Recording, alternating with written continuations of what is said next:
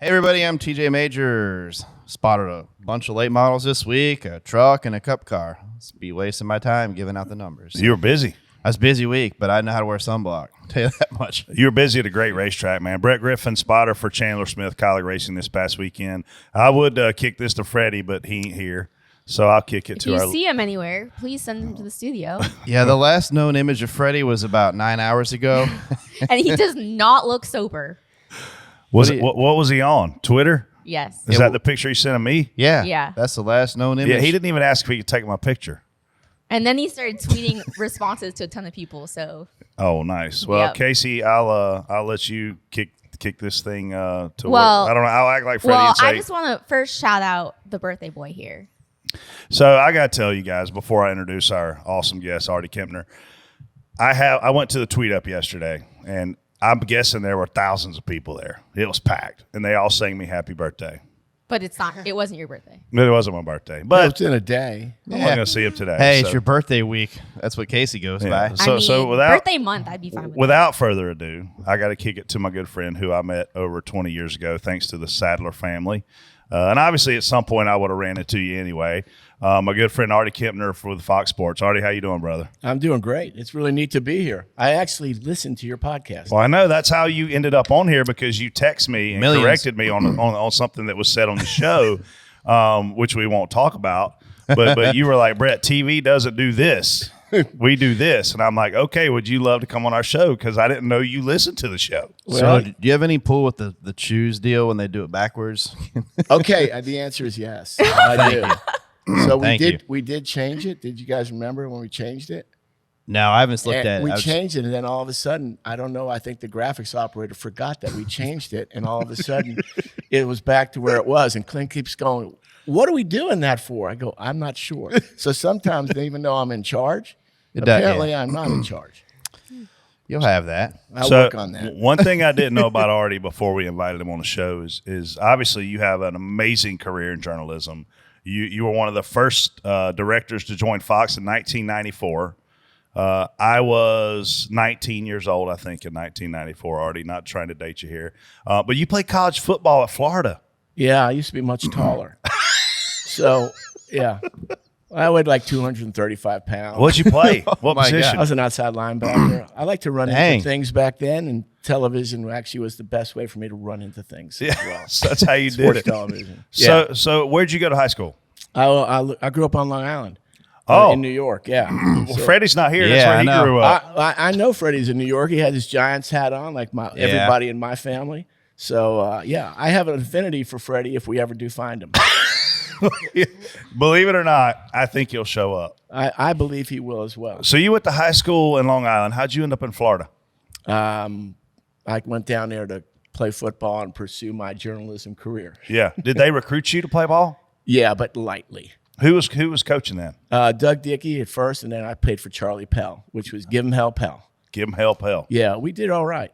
We went 0-10-1 in 79, and then we went to 2 straight bowl games when I was there. Wow. Yeah. That'd be fun. Yeah, it was really fun, especially the 2 bowl games. The Yeah. 0-10-1, not so much. No, that wouldn't be a great year. But No. hey, you still got to go to a really great school for football. And I did. Actually, it's a school I probably couldn't get into now because the academics are way higher than when I was there. So you probably have, and listen, we've had a lot of guests on this show. I mean, I'm talking Dale Jr. Who? Dale Jr. Oh, the Pied Piper. I've heard. You've heard of him. Blake Shelton. I've heard of him. Yeah. We've had big guests. We've never had a guest with a job that's actually important, though. So you're still going to keep that streak going? No. You're changing the streak. Me? Right? I mean, we've never had a guest this important. You are the first one. Well, I'd like to say that can really call the shots, but I think we all know that. yeah, your role's a little different. Like he's actually got a real Yeah, job. you Yeah. actually could actually make decisions and I stuff. think you're making a lot more out of this. And I mean, the hardest part of Dale Jr.'s day is what he's going to eat for lunch. I mean, you. No, I know that. I understand that. I was around him back when you started. Go ahead and cut that out, him. guys. The hardest part of his day used to be what time was he going to get up, Well, yeah. and then Yeah. he had to hire people to get him up. TJ, am I lying? No, You are that's making no, him there's- sound. How many times do you think Mike Davis had to go in the bus and wake Dale Jr. up to start his professional workday? Hundreds. Yeah, of I'm not times. going to answer that question. It's hundreds I of couldn't times, hear you. Casey. Trust me. I can't hear you, bro. I know he missed a lot of TV shoots. So, That's He probably missed a Mike lot of Davis' fault. everything. yeah. We'll Yeah. blame that on Mike. Hey, Davis. let's move on from Dale Jr. But he Pied had, Piper. but he had. Before you guys all lose your job. No, we're good. Oh, we've been way worse. He didn't text me back this week, which Yeah, it was tells me me. he's mad at me this He owes week. me a so boat it's- anyway. He texts me right back, so he must be mad at Oh you. yeah, he's totally mad at me. But you literally have an important job, obviously, not only in the world of sports, but in the world in general. So tell me, how do you get to be the lead director? Tell me a little bit about what it takes to get from playing football at Florida to becoming the lead director for Fox Sports. Well, I think it's kind of a little crazy ride. I mean, the reason I'm in sports television is because I love sports. I mean, I didn't love TV. I do now, but I love sports. And I just didn't want to stop playing. I always tell people I ran out of ability at Florida. I saw what real football players looked like and how they played. And then I just wanted to pursue some type of career in sports. I was going to be a coach. I actually coach high school football now. Do you really? Yeah, I do. I coach with my father-in-law, You look like my a coach. brother-in-law. You look like a I coach. do. I used to wear those bike shorts, those tight bike shorts when I was in college. I figured I could make a career wearing them. So anyway, I literally bumped into TV in a lot of ways. I helped out on a big swim meet that CBS did in 1982. And I walked into the TV truck. They let me come in. And it was like, okay, I want to do what that guy's doing. I didn't know what that guy was doing, but he was the director. And I literally have pursued that career from that time on. And I love it just as much now as I did when I started, working in 1982. So 1982, where did you start at? Because obviously you didn't start at the top. No, I did not start at the top. I was a runner, a gopher, and a researcher. So I started there, and I'm from New York, so it was kind of easy to move back to New York. I kind of talked my way into getting a job, kind of pursued it pretty heavily. I was very persistent. I showed up at CBS and kind of snuck my way in, started talking to some people. And, if you show up enough times, people think you work there. Yeah. So I was a runner. I was running. If somebody needed coffee, I got coffee. Somebody needed some information. Somebody needed some research. It was before internet. Research was a Yeah, I was little going more to say, difficult. back then you had to actually go. Yeah, you had to Get go it. find stuff. Yeah. Right, books, all that. So But you know what an encyclopedia is. I do know what an encyclopedia A is. lot of our listeners probably Yeah. don't. Oh, yeah. The Dewey Decimal System, things like that. Yeah. Yeah. All the big stuff that's Yeah. important now. So you're a researcher. I was a researcher. And then what do you get into next? Researcher, and then I become a broadcast associate, which is that first rung on the ladder for sports, in our world of TV. And then you're doing the graphics, and you're producing the graphics for the show. So the producer and the director are kind of running, they run the show. I always tell people, the producer's the head coach, and the director's the quarterback. So the producer has a vision of what they want to do, and the director's kind of carrying out that vision. And when you're the BA, you are responsible for the graphics, and it's harder to get graphics up than it is to cut pictures. Yeah. To change your pictures. So it was a great experience. I love doing it. I love researching it. I loved the games. I loved the action, the intensity, the sense of urgency. And it was like, okay, I found my calling in a lot of ways. So I've been so fortunate, that I kind of found this, and I kind of fell into it in a lot of ways. What all sports have you covered? I've basically covered everything but baseball and soccer. Wow. I've never done baseball, and because when Fox got baseball, I was wrapped up in, of course, NFL, and then we were doing the NHL, hockey back then. Yeah. So, and then we got NASCAR. We basically bought the NASCAR package in 2000, and that started my career in NASCAR. But I had done NASCAR starting in the 80s with CBS. My first 500 was 85. Wow. That'd have been Yeah. fun.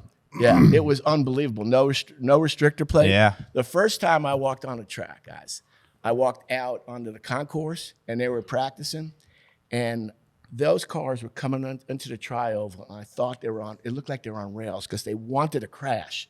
Yeah, but And they then, didn't. And then they didn't. Yeah. And they were going like 210. Then I think Flying, Bill's time was like 209 and change. Yeah, his record was 212 at Talladega. 212. Yeah. Yeah. At 209, I thought at Daytona. And it was like, oh, man, this is so freaking cool. But I used to go to dirt track, Freeport Speedway, the next town over from where I grew up. We would go there once a month. So I've always kind of loved racing. David Pearson's my favorite driver Same of all here. time. South Carolina guy. Yeah. Yeah. Silver Fox. Silver Fox, drove that Mercury 21 Purelator, and I watched that stuff. So were you like a dirt modified guy back then? I wouldn't know the difference between like all the stuff that you've driven. Yeah. I had no idea what that was. I went to the dirt track and it was fun. Oh, just enjoyed the show. I did. And We should go to Millbridge. We don't Agreed. have any. We're down to one racetrack on Long Island. They used to have like 35 or 40 of them. Really? Every Riverhead. other Is that the only one left? Riverhead's the only one left. Yeah. And it's unfortunate because it's such a cool experience to do it. Yeah. I mean, here in the Carolinas, you've got We do. options. We you do know? have a lot of options. And as we around saw here. at North Wilkesboro, people love their racing down here. Yeah. And that's one of the coolest deals I've ever done. So you came in 2001. So tell me this, transition me here. You left CBS for Fox. When you were at CBS, what was your job? And when you got to Fox, what was your job? So I had started directing in about 1987. I had directed the U.S. Open tennis on cable. Holy cow. Yeah, Wow. and then I kind of started moving up the ladder. I worked with great teams and great people. That's part of the thing that draws you to TV. Me is that I'm 64 years old and I still play on a team. Think about that. Yeah. You know, it's the greatest thing going, and we have an incredible team in NASCAR. But at CBS, I started doing all sports. We did everything back then. We had the basketball tournament. We had the NBA. We had just gotten baseball, besides the NFL and college football. So you talk about a sports junkie. I had it all. Plus, we always had the Daytona 500. We always did one of the Talladegas. We always did Michigan. And then we actually did the Detroit Grand Prix. Wow. Yeah, so I got a chance to either AD those shows or start directing. And then one of the things I almost didn't leave CBS for was I had started directing the Masters with Frank Chirkinian. Oh, my gosh. Who was the golf guru of all time, production guy. And I had directed the last two Masters when the Fox thing happened. And it was like NFL, Yeah. Masters. And it's like the NFL, there's a whole year of Yeah. games, 16 games back then. The Masters is one event. And How much time does that take to prepare for, though? The one event? Like, when do you start? Well, the Masters, like the Daytona 500, you start months out. And it's not just a techno setup. It's like production-wise. What are you going to do? The interesting stories you're going to tell. You know, what year is this? What's the anniversaries? Who's important? So you're always kind of thinking about that. We do this for every race, by the way, and every event we do. But when you're doing the Daytona 500 or an event like the Masters, you're out on it much earlier in the program. Yeah. Tell us what that looks like too. I don't think people realize that there are so many components, whether it be media buys and priorities from NASCAR. Like, tell us what that's like preparing for a race each week or really event. Well, I think NASCAR is probably the most challenging because you have safety issues. So you can only put cameras in certain places because of that. Now, that preparation starts, that started in 2000, and we've kind of built off that, that resume. It's like you're a crew chief and you're keeping your book on everything. Like I was working on, before you guys got here, I was working on my debrief for this North Wilkesboro. How do you do it better? But you're always kind of working on, okay, editorially, what can you do? What are the interesting stories? Technically, what can you do? What's new and unique? Right? And it's never about a toy, a technical toy. It's always about a technical tool. What's going to bring the event closer to the viewer? Make it more intimate. You want to touch it. One of the first things we did in 2001 was we created what I called a robo ring around the track. It used to be 2 robotic cameras. Okay. Right? Well, we put 6 or 8, depending on the length of the track, on each thing, so we could cover an entire lap low, right, and see it and feel it. And part of that was the sound. Yeah. We enhanced the audio, and that's one of the things that Fox has always been kind of prioritized, right? From day one of football. We're going to put more microphones out there to make people kind of feel the game. Yeah. Right? Feel the sport. When those cars go through and you hear Crank It Up, I mean, it does kind of bring your system up a little bit. Yeah, You know, for sure. I have had friends put in Dolby systems back in the day when Dolby was a big deal. Oh, yeah, I remember that. Yeah. They put in Surround systems. deal. I got a 5.1 Yeah. system. It's freaking awesome. Yeah. My bass is killing it. So that's So I'm going to go out on a limb right here. Like, how many guys or gals in your line of work have directed all of these major sporting events that you directed? Oh, I'm just really lucky that I've directed some good. I was cracking open. I was listening last week, and You had Jesse on. Jesse Love. Jesse Love. He's born in 2005. So in 2005, I did the Daytona 500. Jeff won. Yeah. Gordon won. I did the Super Bowl that the Eagles lost to the Patriots. I was there for that. Jacksonville. You were there? Yeah. Yes, I was there. That was my first Super Bowl. Yes. And I think it was the fifth year anniversary of my vasectomy. So it was a really big year for me.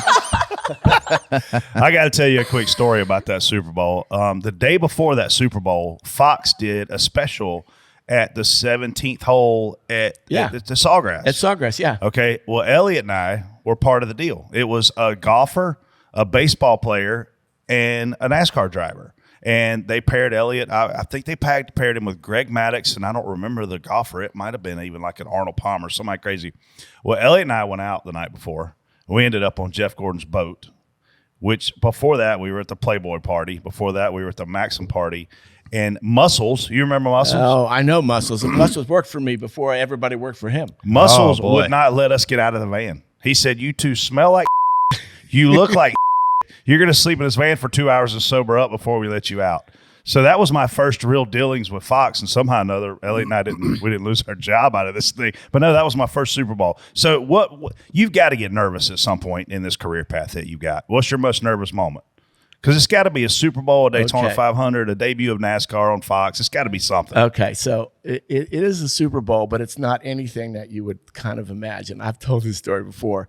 If I ever wrote a book, and I'd have to spend time actually writing to write a book, this would be one of the chapters, and it would be Shoot the Effing Blind Kids. It would be chaptered. So we had a deal that had been orchestrated by our chairman, David Hill, who was a brilliant. I remember David. David. A brilliant innovator. Yeah, and it was bringing the Florida School of the Blind and Deaf together with Alicia Keys and a tape-recorded deal of Ray Charles.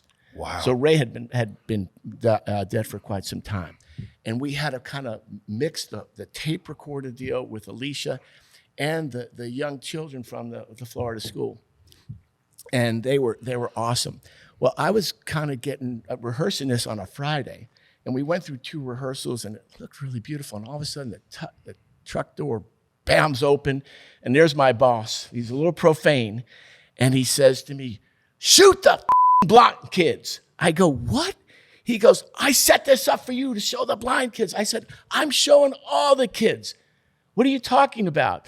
And he was watching a feed that wasn't the feed that we were doing. Oh, boy. And that sent me into a tizzy. Panic. Because this doesn't matter for the game, but it matters to him. So I don't know if you folks understand. I think we all do. You have the audience of 1, right? Mm-hmm. We may have 6 million viewers on a race, but if my boss is watching and he's got something that he wants to see, I even have You better put it on. We're going to put that on. That's going to priority 1. So I literally sweated out. Like, I had the Super Bowl to do, and I literally sweated out. I mean, Saturday night, I was up till 2:30 in the morning going through every second of that shoot. And it's not something I do naturally. I don't do music stuff. I'm a sports guy. Right. And now I'm going to get this right, or I'm going to lose my job. Well, we do that thing. And then for a Super Bowl director, and all the guys would tell you, whether it's Rich Russo, Drew Escuff, all the guys that have done Mike Arnold, the worst part of the Super Bowl is the 30 minutes leading up to the game. It's the pomp and circumstance. Mm-hmm. It's kind of cool. The players come out, and you're all, but then you've got the Walter Payton Man of the Year award. You've got this. You've got the anthem. You've got all these things.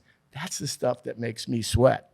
The other stuff. I bet on the anthem every year. So if you ever have any insight into that. I totally have insight on Oh, my it. gosh. I cannot believe you were moronically bet on the anthem. Over or under? I get it. I get it. But I would never do it. Anyway, this is an heads up story. I'm starting to bore you guys. But she finishes the performance. Alicia, it's all gone perfectly. The door kind of swings up, and he actually can hear it. When he comes in, he goes, "That was freaking awesome." And he walked out the door, and it was the last time I heard from him all day. That was perfect. And then we did the Super Bowl. That's a good thing. That was the most nervous I've ever been. Of all sports, of every event. Of everything I've ever done. It's right. The Super Bowl itself didn't, because that's what you do for a living. Right. Look, you guys have worked with the best drivers in the world. No, I worked with Clint for a while. Oh, that's right. You're right. They may have butterflies. But they're not nervous. Yeah. You know, I always think about that. When you're watching your favorite golfer, Right. and he's got 242 yards and he's got a 4-iron, and you're going, oh, God, that's so hard to do. Yeah. I got a 4-iron. I can't hit a 4-iron. Well, he can. Yeah. Right? So Yeah. when I do these jobs, first of all, I've got the greatest crew in the world. So if I screw it up, the camera guys are still going to be great. So even if I just close my eyes and shout out numbers, it's going to look good on Fox because Yeah, we they have know the what they're best doing. team in the world. They do. You guys know them. I mean, you know, Oh, yeah, you we know see 'em every Drano, week. you know Nelson, you know Steve Zajac, you know Pony. These guys are the legends of the business. You know, I get a lot of, credit. Production gets way too much credit, but the technical teams that we have, that's what makes you go. The Yeah. operations teams, you know that. Yeah. I mean, you guys are part of that. Same thing for us, man. Yeah. It's the crew guys. It's the pit crews. It's all the of spotters. The spotters Yeah. are a big Yeah. part of that. It's like you guys are part of a team like I am, and it's like so cool to do. I feel like we're a little luckier because I mean the mechanics and them guys and the engineers are ones that do all the work. The truck drivers, truck driver, Truck get drivers. that thing to the track. hardest working guy in What motorsports. can a truck driver do? He can do Typically, they everything. can cook better than anybody. Yep. Right. Yep. They can take care of the truck. They know how everything works.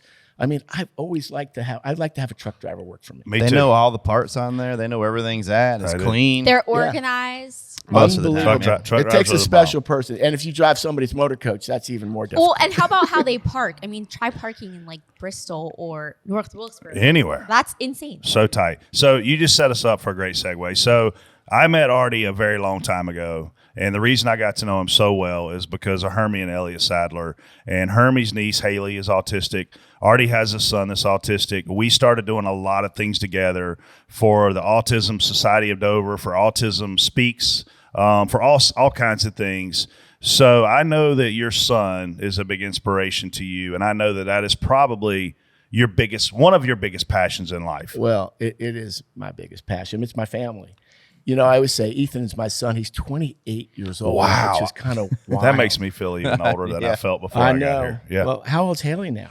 You know? She's got to be She's about- 20, Oh, she's- 22. No, she's like 24, 25. Is she? Oh, Yeah. Man, time flies. So we bonded. The Sadlers and I, bonded, and then through Brett, got to know you through autism, and we were really trying to do a bunch of things back then, and that was almost 20 years ago. It Yeah. was 20 years It ago. was, And yeah.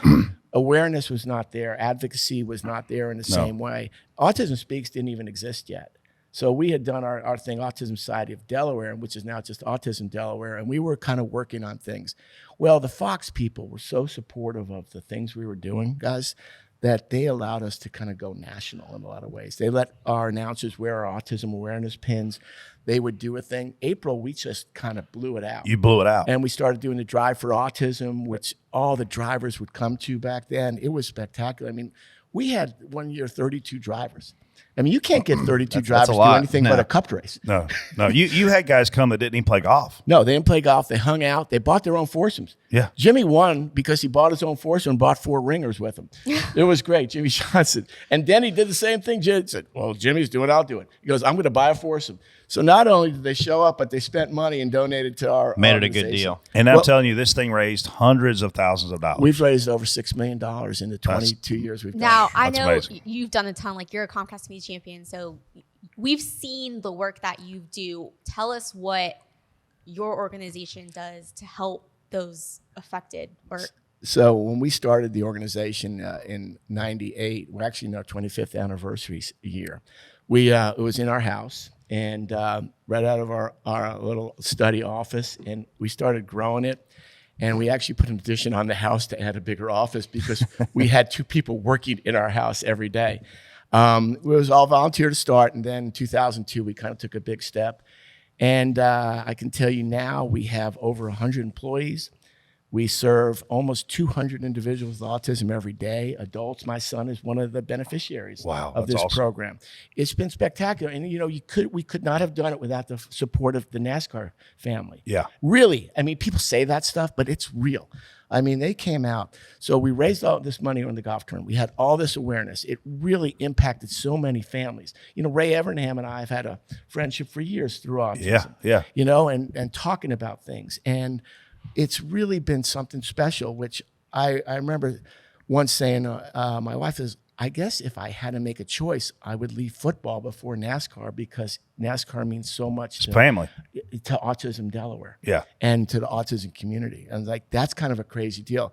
I love every sport, but if I would have had to make a choice, it would have been NASCAR, which wouldn't be a bad deal. I mean, the thing is, and like you said, the drivers have done their part, but sponsors have painted their race cars to celebrate this and raise awareness. It was something special to see that. And look, I believe when you see cars the Shriners car was last week. Yeah, Darlington. That stuff is great. I mean, I always tell people, pick a charitable organization that you want to support that's close to you, or pick something and just get yourself involved in it. Look, I'd love it to be autism anytime, but it should be something.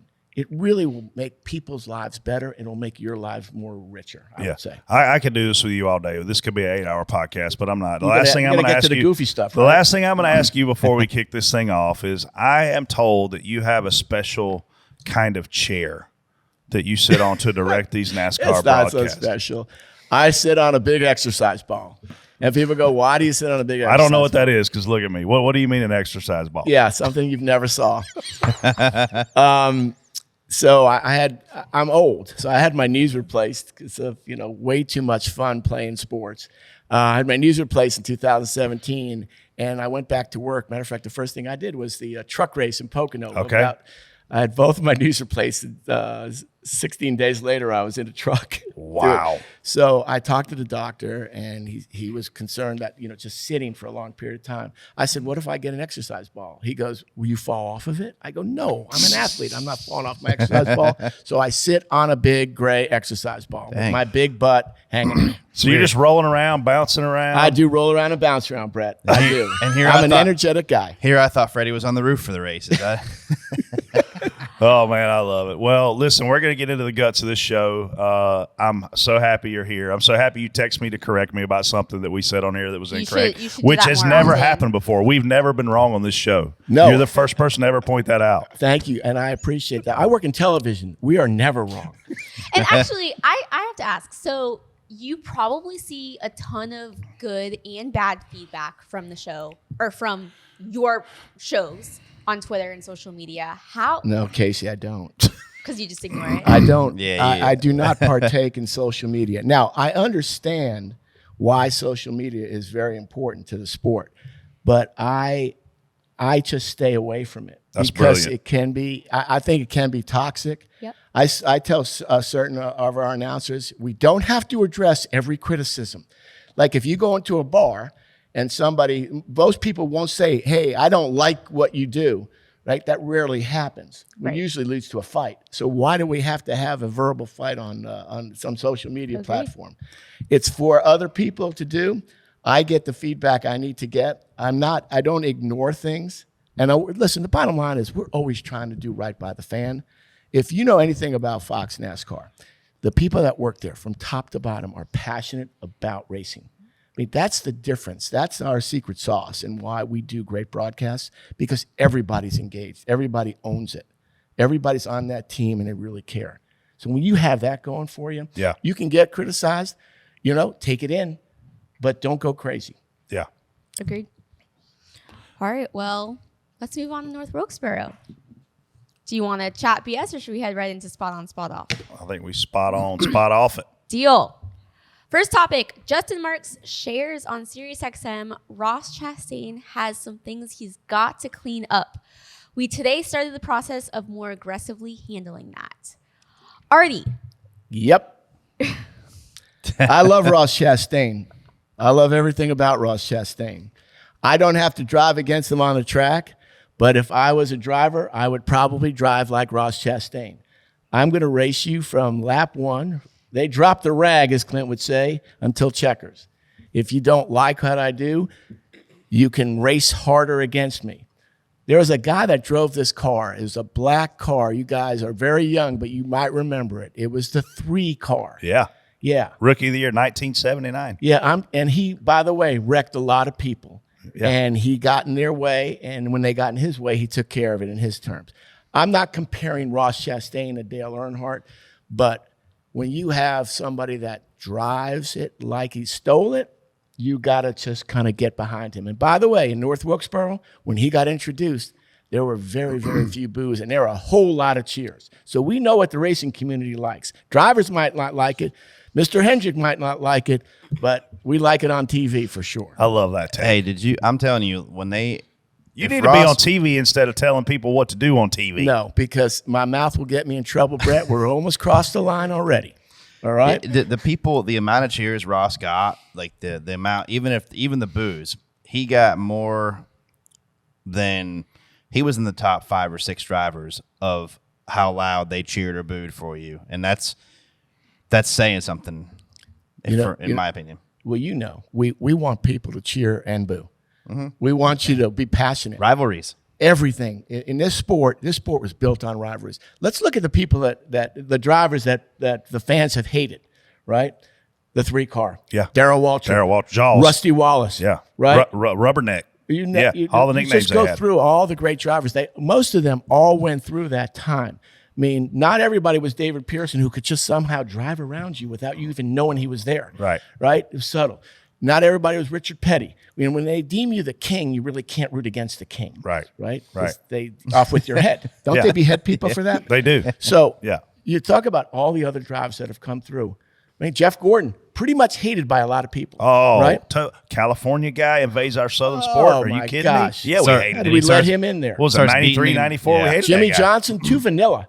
Yeah. Now, he didn't crash out enough people, right? And he didn't get in any fights. Yeah. But, he was a damn to race against. Kicked everybody's ass. Yeah. Yeah. So you kind of look at what this sport is. This sport is about black hats, white hats, boos, and cheers, right? That's what it's about. That's what every sport is, engagement. That's what we try to do. We try not to be melodramatic when we do our thing. We just try to see what you're seeing out there and bring you a little closer to the action. And Ross Chastain takes you to the action. Here's my thing on this. All right. We're in North Wilkesboro.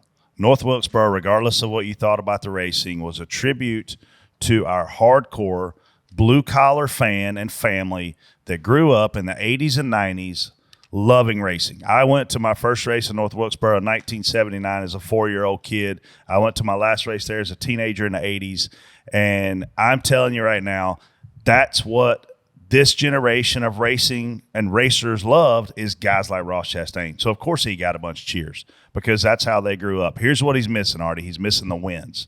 And the wins will come. I think what Justin's got to figure out a way to do is rein in the wrecking of other people and let his talent show, because he has the talent. He's lacking the finesse. And Dustin made the statement, I think, an exact statement, but basically said we can't wreck ourselves. Right. Right. You're not looking to wreck other people, but you can't wreck yourself. And he's cost himself some opportunities. As many opportunities as he's cost Kyle Larson, he's cost himself as much.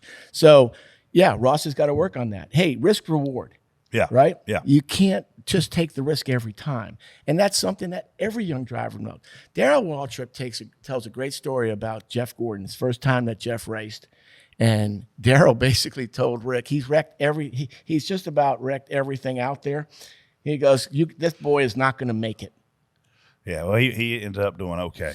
He did, and I think fine. Ross will too. Yeah, he's just got to, he's got to hone in on his talents. I mean, he's a hell of a driver, but sometimes he's just out there. But I don't want to put a racing muzzle on Ross Chastain because he's going to bring the field up, right? They're going to race harder against him. Because they're going to have to. Yeah. You ain't going to beat him racing Wimpy. Nope. No.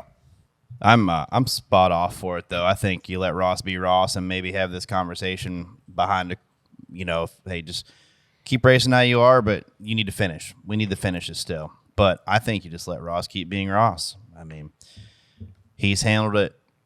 I don't think he could have handled anything he's done so far any better than what he has. As far as somebody grabbing onto him, he handled that. Somebody pushing him around the track, he handled that. And I think it's entertaining. He's a blue-collar watermelon farmer, 5th generation.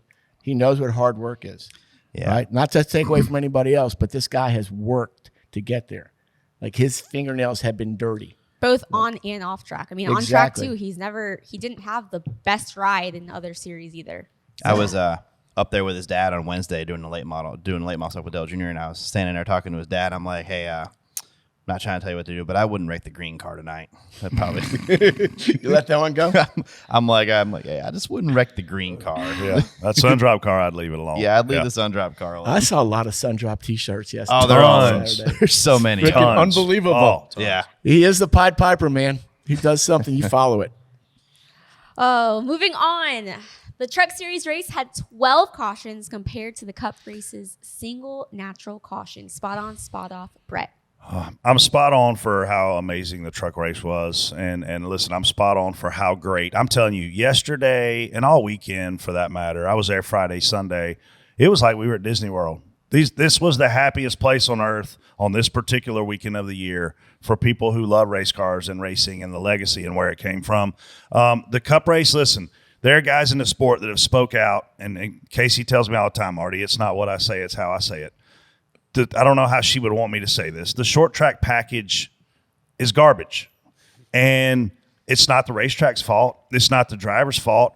They've got to fix the package. I mean, we saw tire fall off. We didn't see great racing in the truck race. I mean, we didn't see it in the Cup race. We did in the truck race. We did in the Open. Maybe it was because it was during the day. I don't know. But for whatever reason, and listen, I am on social media. I love social media, and I sent out a tweet. This was one of the greatest weekends I've ever been a part of. And man, the tweets were, this was a snooze fest. The racing sucked. And I don't know how we fix that. I'm spot on for everything to happen at North Wilkesboro all weekend. And I'm apologetic to some degree for what ended up being what a lot of people perceive as bad racing. Well, here's the difference between the trucks and the Cup. And you guys know this. The Cup drivers are the best drivers in the world, period. Totally. Now, you drive that racetrack, and they had a few laps, right, that they had. So they got a chance to practice, and they ran the heat races. But these guys are so damn good that they don't wreck. You know, when the truck guys, they're young or whatever they are, they're good drivers, but you tell the difference. That racetrack is challenging. I mean, it's freaking hills. It is. You know, Daryl was telling us, because Daryl Waltrip worked with us this week, and he was telling the story the first time he got out there. And he said, I'm going to one. He goes, I can't stay off the wall. I can't stay off the wall. And I go into three. He says, I can be full throttle through three. Uphill. Right? Exactly. And I think it was Jake Elder he was working with. I can't remember. I don't think it was Junior at the time. He said, you do know you're going downhill into one and uphill into three. And he goes, no, I didn't. So this is how good these guys are. They're going downhill into one, but they're not wrecking. Did you see the Larson line that he started? I mean, he is up. You know, he's always been, right? He's always on the outside wall. He and Reddick just running that outside. He is running so far on that inside wall. I thought he was going to clip it a few times. That was Noah took care of that for him. He showed us what not to do when you're running the inside. Oh, my wall. gosh. Yeah, you got a part of that. That's an understatement. No, you're right. I mean, his inside line was completely nuts. It was, and he learned it in the truck race. Of course he did. And that was why he ran the truck race. That's why William Byron ran a truck race. I mean, look, these guys strategically do that. And that's why they're running more short track stuff and running more of the different series just so they get more seat time. And that's something that we should actually talk about is the iRacing compared to prepping with real race cars on real race tracks, which is one of the things we don't have in NASCAR now. TJ, when Larson was running the apron in the truck versus a Cup car, the Cup car for him didn't look violent. When I saw other guys go in there on in-car cameras that Artie was providing us, dude, they was violent inside a race car. So I've studied this a lot there, especially in the Cup stuff. There was an angle that they figured out. Christopher Bell figured out into the Cup race off of turn 2. He figured out how to get down onto the flat off of turn 2 and grip up like the trucks were without having the big.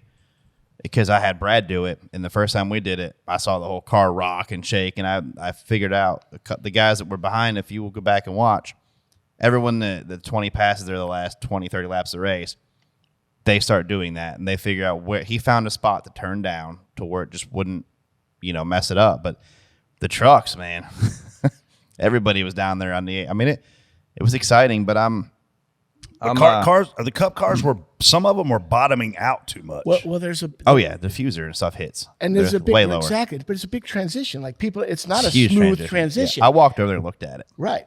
So it's a freaking huge transition. They're hitting a bump, but they're somehow keeping it exactly where they want to go, which is what makes these freaking Cup drivers great. Jeff Gluck's Twitter poll right now, it says, was North Wilkesboro a good race? And it's still 50-50.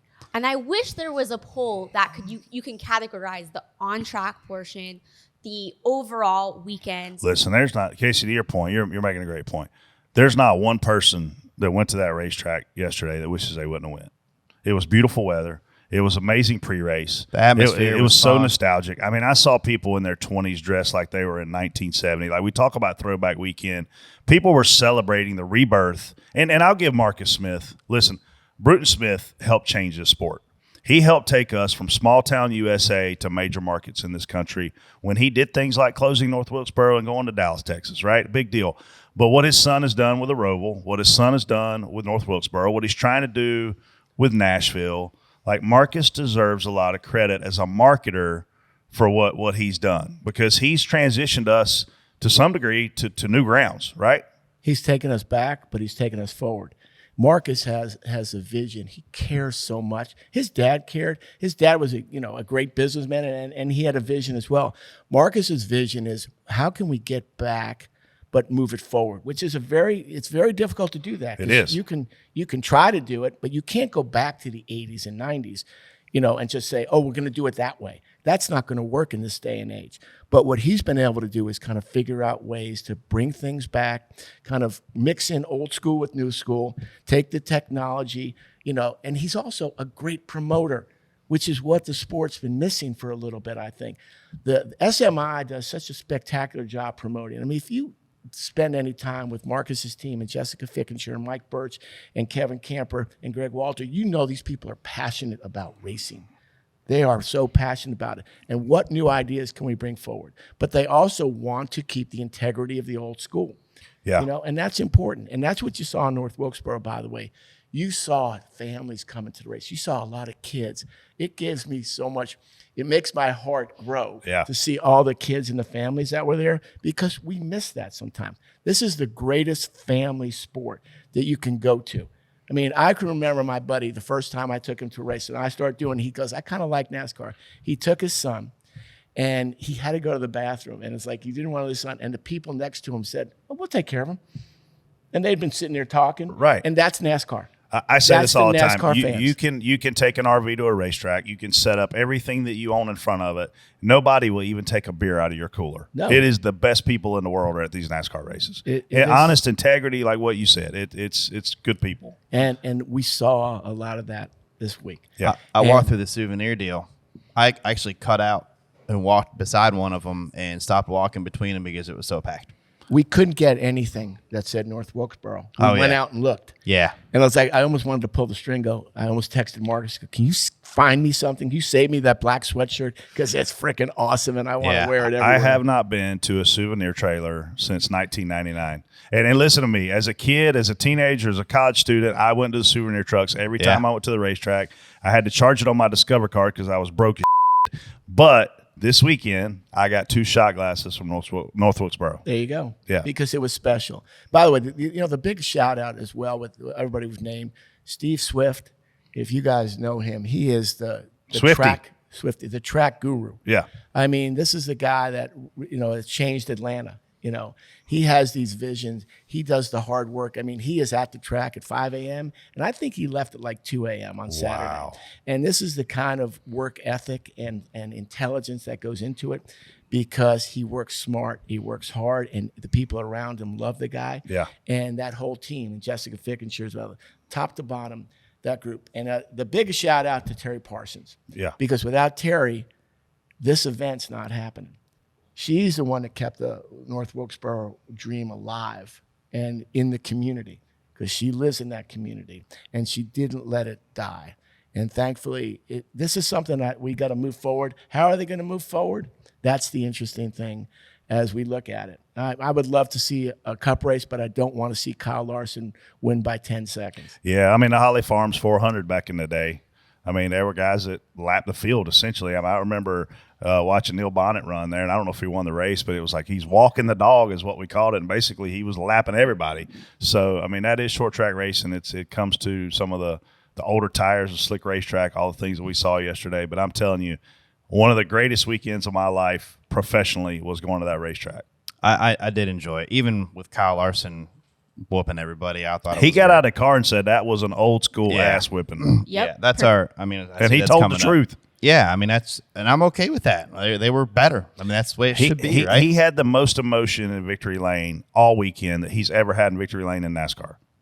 Listen, when he got out of the Chili Bowl, you could tell he was excited. This is the most excited I've seen him in NASCAR, winning. I saw him Friday night. I was over at Boyer's compound there. And Junior did stop by with Amy and Marcus. And I saw Kyle and I got a chance to chat with him a little bit. And he's got more energy than I've ever seen. Now, he hangs around a lot with Boyer, so maybe some of that Boyer energy is kind of rubbing off on him. Yeah. But, yeah, there was a genuine, I just kicked the field's ass. I mean, it was the same with the entire field, every interview. I mean, no matter how well they did it or how well they did or didn't do, like, they were all excited to be there, which is something that we haven't seen in a really long time. Yeah. And on that note, what did you guys think with obviously Larson dominated, but with tire strategy, do you feel as though there should have been a different tire? Do you feel as though something should have changed from that aspect?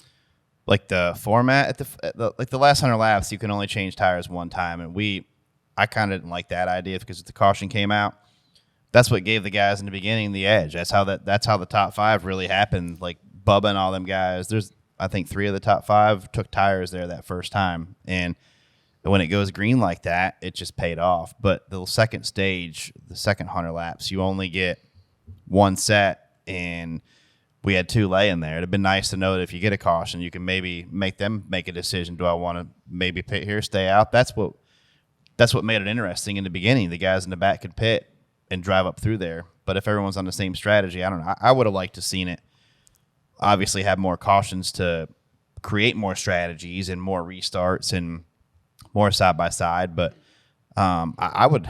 It's kind of off topic. I'd like to see an Xfinity car race around there. That would be crazy. Oh, that would be nuts. Oh, it'd be so fun. And I'll say this about the facility because we're quick to criticize on here, Artie. I don't know if you know that. I think life in general, we're quick to criticize. Yeah, go ahead. We have given a lot of tracks a lot of crap about fan experience Wi-Fi, and all weekend long when I was inside the gates of that racetrack with a sold-out crowd, my phone worked amazingly well. So if you are a track promoter or a track owner, I don't want to hear any more excuses about why my God-blessed phone doesn't work. Because if you can make it work in the middle of Wilkes County, which is one of the most beautiful settings of a racetrack, I saw some of your wide shots yesterday. If you can make it work in the middle of Wilkes County, you can make my phone work anywhere.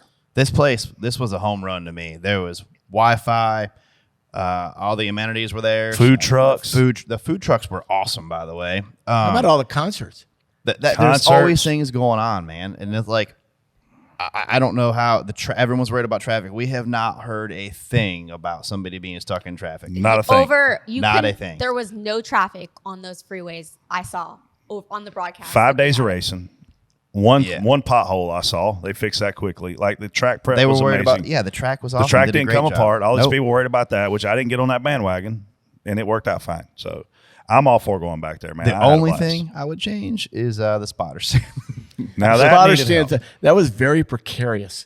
That was very. Did you get up on it? You should have. No, I didn't go on it. You should climb up there. Risk my life for you guys. Come on. There were 3 Harbor Freight ratchet straps holding it down. We were good. The biggest problem with the spotter stand is, and there were a lot the of people problems. on it. No, it yes, no, 100%. Listen, that's every week. Let's get an update on Freddie. Not here. When we get to the Coke 600, that's the problem. But literally, when you get up there, you have so many blind spots in 3 and 4. Like whatever happened with Michael McDowell and Justin Haley and Ty Gibbs, we have no idea. We didn't see the beginning of it at all. We didn't see the beginning. We barely caught the end. And the thing is, and listen, some spotters like Freddie were very vocal about how bad it sucked. He was right. Freddie was right. It sucked. The location sucked. It was at the lowest point of the racetrack. You just said it. You're going downhill into one. Where was the spotter stand? It was in 1. You're going uphill into 3. Where should you have put the spotter stand? Probably in 3. And so it was a miss from the beginning. Obviously, it was a low-budget makeshift scaffold. I mean, I wouldn't hang sheetrock from that goddamn thing in my house. Well, I think you got to realize what were the priorities. And it wasn't – and those priorities were fan experience. They didn't forget exactly. And revenue. Yep. Spotter stand don't make money. Well, also just getting everything together in that short period of time. I was there in December. There was nothing there. They were still in demo mode. Right. So even our cameras, and look, we pay a lot of money. Yeah, a whole lot. And they listen, but they could only do so much. Yeah. So our cameras were not high enough either. If you see, there was a lot of block. There was not one camera. It wasn't like Indianapolis, but it wasn't like one camera that could follow the whole car way. around and see Yeah. the bottom of the car. Yeah. So we were in the same place. They're going to work on that. Now, is a facility like that, it's not like you can build it up another 40 feet. Yeah. Right? Make your life I'm not easier getting to on make that thing if it goes. No, No. if it goes in. And Listen, it was doing this I brought up yesterday. It was Steve rocking. Swift. I bet you Steve Swift will come up with a plan. 100%. And They you will. guys will end up in a Yeah. better place, and you'll be able to see. You might be on the backstretch looking across, but if that's what it takes, they'll figure it out. 30-year-old me would have lost my mind because I want to be able to do my job to the best of my ability. I've said it before. I want somewhere to park, somewhere to pee, and I want to be able to see. And they did the parking, they did the peeing, and we don't want a blind spot, Artie. Like, it'd be like you as a TV guy where there's a point on the racetrack where the cars are out there and you can't see it and you can't capture it and you can't tell that story and it pisses you off. And again, 30-year-old me, I'd have lost my mind. 48-year-old me now, I'm like, it is what it is. I got to deal with it, and I'm going to do the job best I can. I'm going to go home. But you're right, they're going to fix it. It'll be better. They'll find out a better solution. Like I said, when you're putting everything together, and even like we're a priority, but how much could they do for us? Right. Right. Right. They're going to work through that, and that's part of like year one. You're always going to come out with a long list of stuff that you can do much better. And I bet you Steve Swift and Jessica Fickenshire and Marcus Smith's lists are a lot longer than our lists. Right. Right. And they're Right. going to address those things, and they care, and that's what you want. You want people that care about everybody and the whole experience, not just the fan experience, but how did it look at home. Right? How did the guys that were working with the teams look? You guys, right? How was the garage area? All that stuff. I mean, I'm just amazed at what it did look like. Everything outside of the spotter stand was a legit home run. There you go. Yeah, I had a great. Legit. I mean, it was a Which great makes this time. podcast better because then you guys can about something. We got to have something to about. Well, there's still time. That's a perfect segue into the next topic. Spot on, spot off. Marcus Smith says he would lean towards not repaving until we absolutely have to. TJ, spot on, spot off. I mean, I'm for it. I'm leaning towards the same thing. I don't think it needs a repave right now. I mean, I don't spot off for, I've spot on for his comments saying that we don't need to do anything with it because we saw great races Wednesday. We saw great races Saturday. Even the Open was dicey, just because you put the best guys out there and you don't see a bunch of wrecks, that's not a bad race. I mean, one guy, Brett mentioned earlier back in the day, guys won by laps. But this guy had a huge lead, but hey, he came and whooped everybody. That's how it goes sometimes. It's the first time at a facility too. So if we were to be going back there next year or, later this year, I anticipate the competition closing up even more. Everybody's been there one time. Everybody's going to make an adjustment. The competition will get closer and closer. It's kind of always like that. But look, I'm okay with it. A guy showed up. Somebody was going to do this probably. Somebody's going to hit the setup just right. And they did. They called the pit strategy right. They got tires, and cautions. There weren't no cautions to bunch everybody up, and Kyle was able to just drive through them. Yeah, old saying, I came, I saw, I kicked ass. That's what he did. And I'm fine with it. It's an all-star race, right? The best is supposed to win. And Kyle, it's not like Kyle has never won a race before, right? Yeah. I had a conversation last night with somebody, Artie, I think you'll appreciate. And it was a spotter now, former driver, Brandon McReynolds. And I said, I feel like Kyle races so much that when he gets in any race car, he doesn't feel any pressure at all. Like he's in the seat right now more than any other driver in the field. And so when he's running literally sometimes 5 races, 6 races a weekend, not even counting heat races. Oh, not a weekend, but a week. And this guy, when he buckles in, like, he doesn't get frustrated. He's able to keep his patience. He has more finesse than any driver in the field. And when I look back at Kyle Busch, when he was dominating, what was he doing? He was running 3 to 4 races a weekend, and now he's running 1, maybe 2, and he's not the Kyle Busch we used to see. Like, is that helping us see this guy be so great? Well, you got to be in the car to get better. You can talk about simulators, and simulators can help you kind of, I guess. Now, I don't do this for a living. I just listen to what I think smart people say, and simulator racing is not the same. You guys have done it. You guys have iRaced. Yeah, it's not the same. It's not the same. You can say the car has a feel and this and that, but you know that and you have to practice to get good at anything. Football players can use AR, and they have the AR goggles, like the quarterback can read, can read now and watch the screen. It's all BS, because when real bodies are coming at you, you are hurt. definitely That don't hurt you. Right. Walls don't hurt on the And sim. by the way, when you hit a wall in iRacing, you just reboot and start racing again. You can race differently in iRacing, right? So I don't think the simulator stuff is helping drivers get better. I think it's just an excuse now for, not being able to test and be able to run. What Kyle's doing and what other guys are doing now is driving more. You're just driving in a car more. So Kyle Larson, it seems to me, has the most confidence of anybody in the garage right now, for a good reason. First of all, he's an unbelievably talented driver. And you remember when he first came up. Yes. I mean, he had no money, No. right? He just drove his way to a ride. Yeah. Right? So he's got this gift. And then he practices that gift. It's like any great player. He practices it more than anybody else. Anybody. In any great sport, they practice harder. They might have an ability. You look at any sport. Wayne Gretzky was the hardest practicer. LeBron James and Michael Jordan, the hardest practicer, right? You look at Peyton Manning, the hardest practicer, right? Any of these guys that are great. Kyle Larson is the hardest practicer, and that makes a difference in any sport.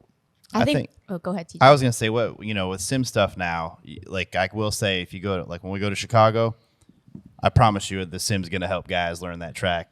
And I will say, with the lower amount of practice, we don't get much practice now at these places most of the time, 20 minutes or whatever. So, anything these guys can do to make that first lap on the track, just knock the rust off, the first lap on the track, be a couple tenths better because they're more familiar with it. And I think a lot of people, it's getting closer to setup stuff too. So, because we don't get to test anymore. So your testing changes and you're trying to develop stuff like that. But as far as the seat of the pants feel, Kyle Larson's, by far getting the most seat of the pants feel of anybody. Doesn't hurt for sure. I think sim helps engineering more than it helps drivers. I think the drivers are overused. In New terms facilities, I think it helps the drivers a lot. It does, but I'm going to tell you what right now. You could give me A.J. Allmendinger at Chicago Street Course with 0 sim time, and I think he goes out there in his top 5 the first lap on the racetrack. But that's his background, though. I'm just arguing the fact that you said it helps them. Well, I agree with you. It helps them line of sight, road, eye things, but I don't think it helps them see the pants at all. That's timing. That's the one, like we talked about. I said about the quarterbacks with AR. Yeah. You can learn about timing. Mike Tyson said, you can go in there with a hell of a fight, hell of a plan, and once you get punched in the mouth, everything changes. Exactly. That was, I think on the broadcast they mentioned, that was Kyle Larson's 199th different track he's raced on. Yeah. So Chicago will be his 200th.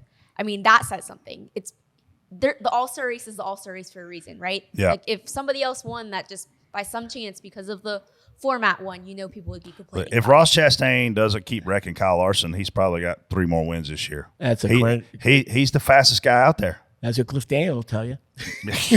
He'll tell you that. By the way, Casey, we've got over a month until Chicago. It could be like 210 tracks by the time we get there. Who the heck knows what Kyle, where he's racing? Who the hell? Next You bring up a good point. Chicago, brand new racetrack. What kind of scouting and prep takes place from your side and Fox Sports' side to get ready to be able to cover that? Because we just talked about spotters about a 30-foot gap where we can't see the racetrack. How do you get ready for something like what's about to happen there? I think it's probably the hardest thing that any production and technical team has done in NASCAR. Wow. Yeah, I would say the challenges of doing a street course are just incredible, because you have to build everything out. It's just like the NASCAR, the people that are creating the track, right, for NASCAR. That is a daunting task, right? So now you've got to figure out how to cover it. if you watch I watch F1 every week. When you watch the street courses of F1, you're making like 28 cuts just to cover the cars. I mean, one lap. Different pictures, right? You got to go and say it in order from 1 to 28 in a minute and 42 seconds. That's you're talking about 102 seconds. That's a cut every 3.7 seconds. Wow. If you think about that. So it's like boom and boom and boom. Well, you got to get the cameras there. And can they see those things? So doing this street course and everything that goes into it is a daunting task. Now, the NBC folks, Sean Owens is a hell of a director, and that team is really good. Yeah. But it's going to be, I think, the hardest thing that anybody from that's a big motor statement. racing has done. Yeah. I think. Yeah, but I mean, you got, like you said, how good the team is. I'm sure it's going to be the coverage. I mean, you guys aren't going to have a spot on that track you can't cover. And Yeah, we're going to rely on your guys a lot. Yeah, they're going to do a good job, except for the fact it's really hard to get to that point. Yeah. And it's year one, right? Well, hopefully they're going to have practice on Friday. If I'm the director, I want to practice. I want to get as many reps as possible. I hope they could they run 200 laps on Friday and 200 laps on Saturday. So on Sunday, I know where I'm going and when I'm going to be going there. It takes you how many meetings and hours to try to be perfect for that 3 to 4 hour window? You're never going to be perfect, so don't even look at that. But you're trying. You're trying to be great. I always say to people, I'm not about perfect. I'm trying to be great all the time, and that's what you're looking for. It's like playing a sport. Yeah, I don't want to throw an interception, but sometimes I'm going to throw a tight window. Right. Right? Well, and I say this analogy to people all the time. TJ will appreciate this. If I'm a quarterback, right, and I throw an interception. We're losing. In the first quarter, I could throw a football further than you can and more accurate than you can. I'm I going to don't put know. that You on should. point right now. We might have to But do if I'm a this. quarterback and I throw an interception in the first quarter, I got the rest of the game to get better. As a spotter, if we screw up and we wreck our race car in the first third of the race, our race is over. Like we as a sport, and this isn't about spotters, we as a sport, if we screw up, if we're Noah Gragson, we go in there and hit that inside wall yesterday in the All-Star Open, even though you got voted in the All-Star, you're done. Yeah. Like our sport is harder to recover from big mistakes. No, you're absolutely right, because there is no second chance once that car's basically back in the garage. Yeah. That's over, and that's what racing is. Yeah. I mean, you make a triple bogey on number one in a golf It's okay. tournament, you're good. Yeah. You can lose a golf tournament in the first round, right? You can't win it. Right. You can be out of a race in lap in the one first lap. and gone. Yeah, and that's the You're thing. driving Like home I now. mean, if a Yeah. tire changer leaves a wheel loose and it busts brake lines and all those things, there are circumstances in our career, in our sport, that are so hard to overcome when you mess up. I think NASCAR and racing in general is so much more technical, and there are so many more things that can happen. Yeah. It seems, than in any other sport, and those are the challenges that you all face. And that's why when you see teams that have this great success, it's great planning, and it's maybe in that it's kind of about perfection. When that car leaves that garage, right, to get on that grid, everything has to be perfect. Yeah. Right? When Yeah. it's not, you see it. Right. Like, how embarrassing is it when you run out and all of a sudden somebody didn't connect a line or a hose? Oh, yeah. And, Not and good. and they're like, what? How Yeah. the hell did you forget to do that? Well, it doesn't happen very often, but when it does happen, it could literally end your day before your day starts. So there's a lot of pressure there. But going back to what you asked me about, when I make a mistake, it just sits with me. And, I'll be able to get on like a quarterback. I threw the interception, but after the race, that's all I usually can think about. Yeah, that night it's hard to sleep. We ruined it. Yeah. I ruined part of the show. It might have been lap 7, but Yeah. what the hell was I doing there? Right. And you're tell us what you're doing during the race. You're telling us which camera is hot. You're moving a lot of parts and pieces. Yeah, but a lot of I always tell people when you come in the truck, and you guys can come in if you want when you're not working. It's awesome. Have you ever been in there? It is so cool. I haven't been in a TV truck in a long time. It's awesome. I did a long time ago, but Yeah, we can bring you in there. I'm coming But to it St. is- Louis. But if you watch, When are you guys done? How much longer has Fox got? we go all the way through Sonoma, so St. Louis. Okay, from I'm there. coming to see you, St. Louis. Come in, hang out a little bit. But what you'll see is this great team effort. You've got Pam Miller as our coordinating producer. It's brilliant. She's Been around in racing forever. Forever. She knows more about racing than anybody. She did this incredible documentary on North Wilkesboro. You guys have to watch it. It's spectacular. She digs in on stuff, but she's a great live producer as well.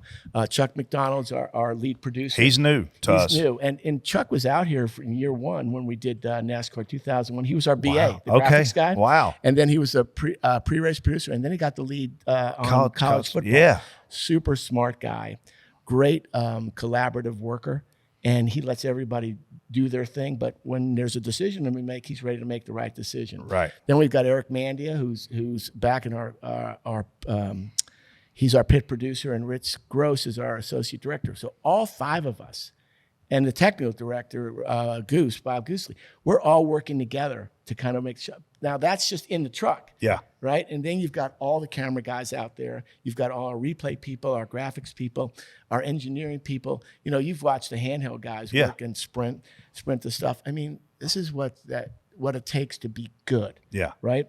So to put all those moving parts together and throw the perfect out and be really, really good or great every week, that's what you're trying to do. And by the way, being great is making that viewer happy. Yeah. Engaging with that viewer. Well, I'm going to tell you what made a lot of viewers happy yesterday.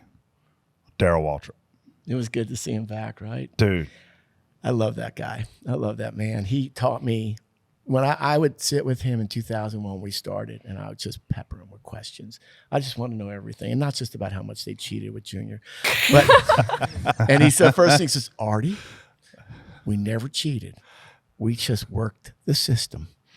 And I always remember that. Nobody cheats in NASCAR. You just work the system. Yeah, absolutely. That's I agree your with job. it. Everybody does it. But Darrell taught me so much about racing. I enjoyed just spending time with him talking about life in general. And it was great to have him up there, and great to have Larry. That's where I think our sport is so hard. Is when I watch college football, and I watch it religiously. It's my favorite sport to consume when I'm not racing. And every time I tune in, there are different people on television, so it's hard to get tired of the boogity. But in our world, you got 18 weeks ish of boogity. Well, people finally are like, I don't want to hear boogity anymore. Those same people yesterday were like, damn, it's good to see Darrell Waltrip. Mm-hmm. That's life. That's life. Isn't it life? It is. We get tired of the same. Yeah. Right? Yeah. Yeah. You know, it's just the way it is. Boogity, put NASCAR, I'm not going to ever say put NASCAR on the map, but for a lot of places. It did. It put it on the map. When we came at Fox, and this is just being on a network, okay? What ESPN did was great. What TNN was doing was great. TBS and, all the different people that were carrying NASCAR at the time, and all 4 networks were carrying it as well. You had a different kind of world. When Fox was able to and NBC able to come in, and when NASCAR put that all together, it changed the dynamic, because now we're on a network almost every week, and people were introduced to it. And we're introduced to it at a time when we had, terrific characters. Jeff was dominant. Oh, yeah. Tony was, remarkable. Rusty was still there. Yeah. You had some rivalries, you had things, and people were responding to that. Corporate America was responding to that. Kind of caught lightning in a bottle, but there was some preparation that went with it. Yeah. With NASCAR and Bill France Jr. And seeing that, and Bruton Smith, seeing what was possible. And we brought NASCAR to a broader audience, just being on a network week in and week out. And I think we're always looking at how can we recreate that in a different way, like we talked about earlier with Marcus. We want to bring it back, but also move it forward. That first Daytona that we did, I went back and looked at the numbers, because you guys talk about ratings every once in a while, so I need to check you out, Brett. So the highest rated NASCAR race of all time when we took over was the 1979 Daytona 500. Wow. Yeah. That was the when highest. there were 3 channels, by the way. There were 3 channels, and snow was everywhere on the United States that day. Yeah. And getting that race off was a monumental effort by a lot of people, because in this day and age, it might have been rained out. But Big Bill got that race going.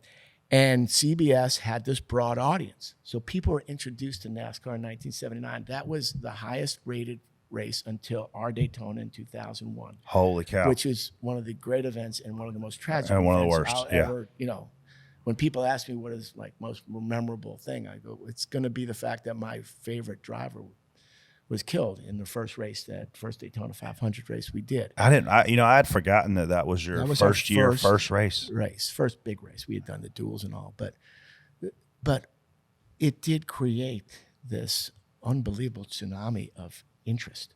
And we carried over that interest for years and built the sport up.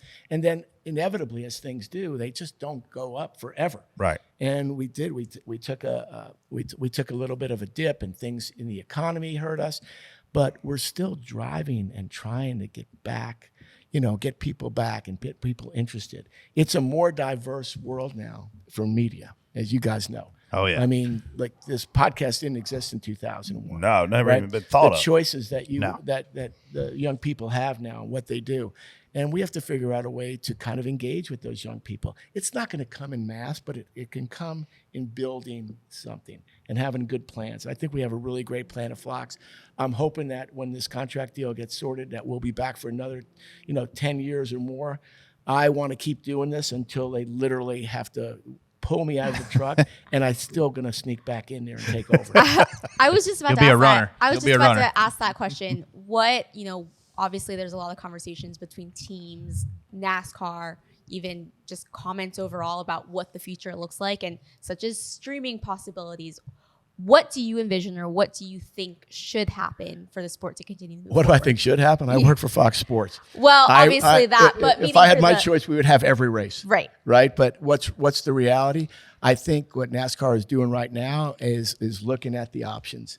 And I'm not to sound political, politically correct, but that's what they have to do right now.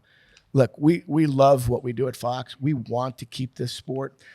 We think this sport is not just valuable, but we're passionate about it. It's good for business. What you pay ends up, what you pay and what you make ends up being the decision maker with anything that, you do in the business world. I think that NASCAR has been a really good investment for us over the past 23 years. And I'm hoping that 23. Yeah. Wow. You can't believe that, can you? Wow. No, I can't. Think about me. I'm a lot older. But when you look at what the marketplace is, I'm hoping that the marketplace takes us back to Fox Sports for the first half of the season at least. Fair. Yeah. Let's move on to the DBCA main, where we chat about what's going on in the dirt world. Well, I guess, Artie, you mentioned, local dirt track racing.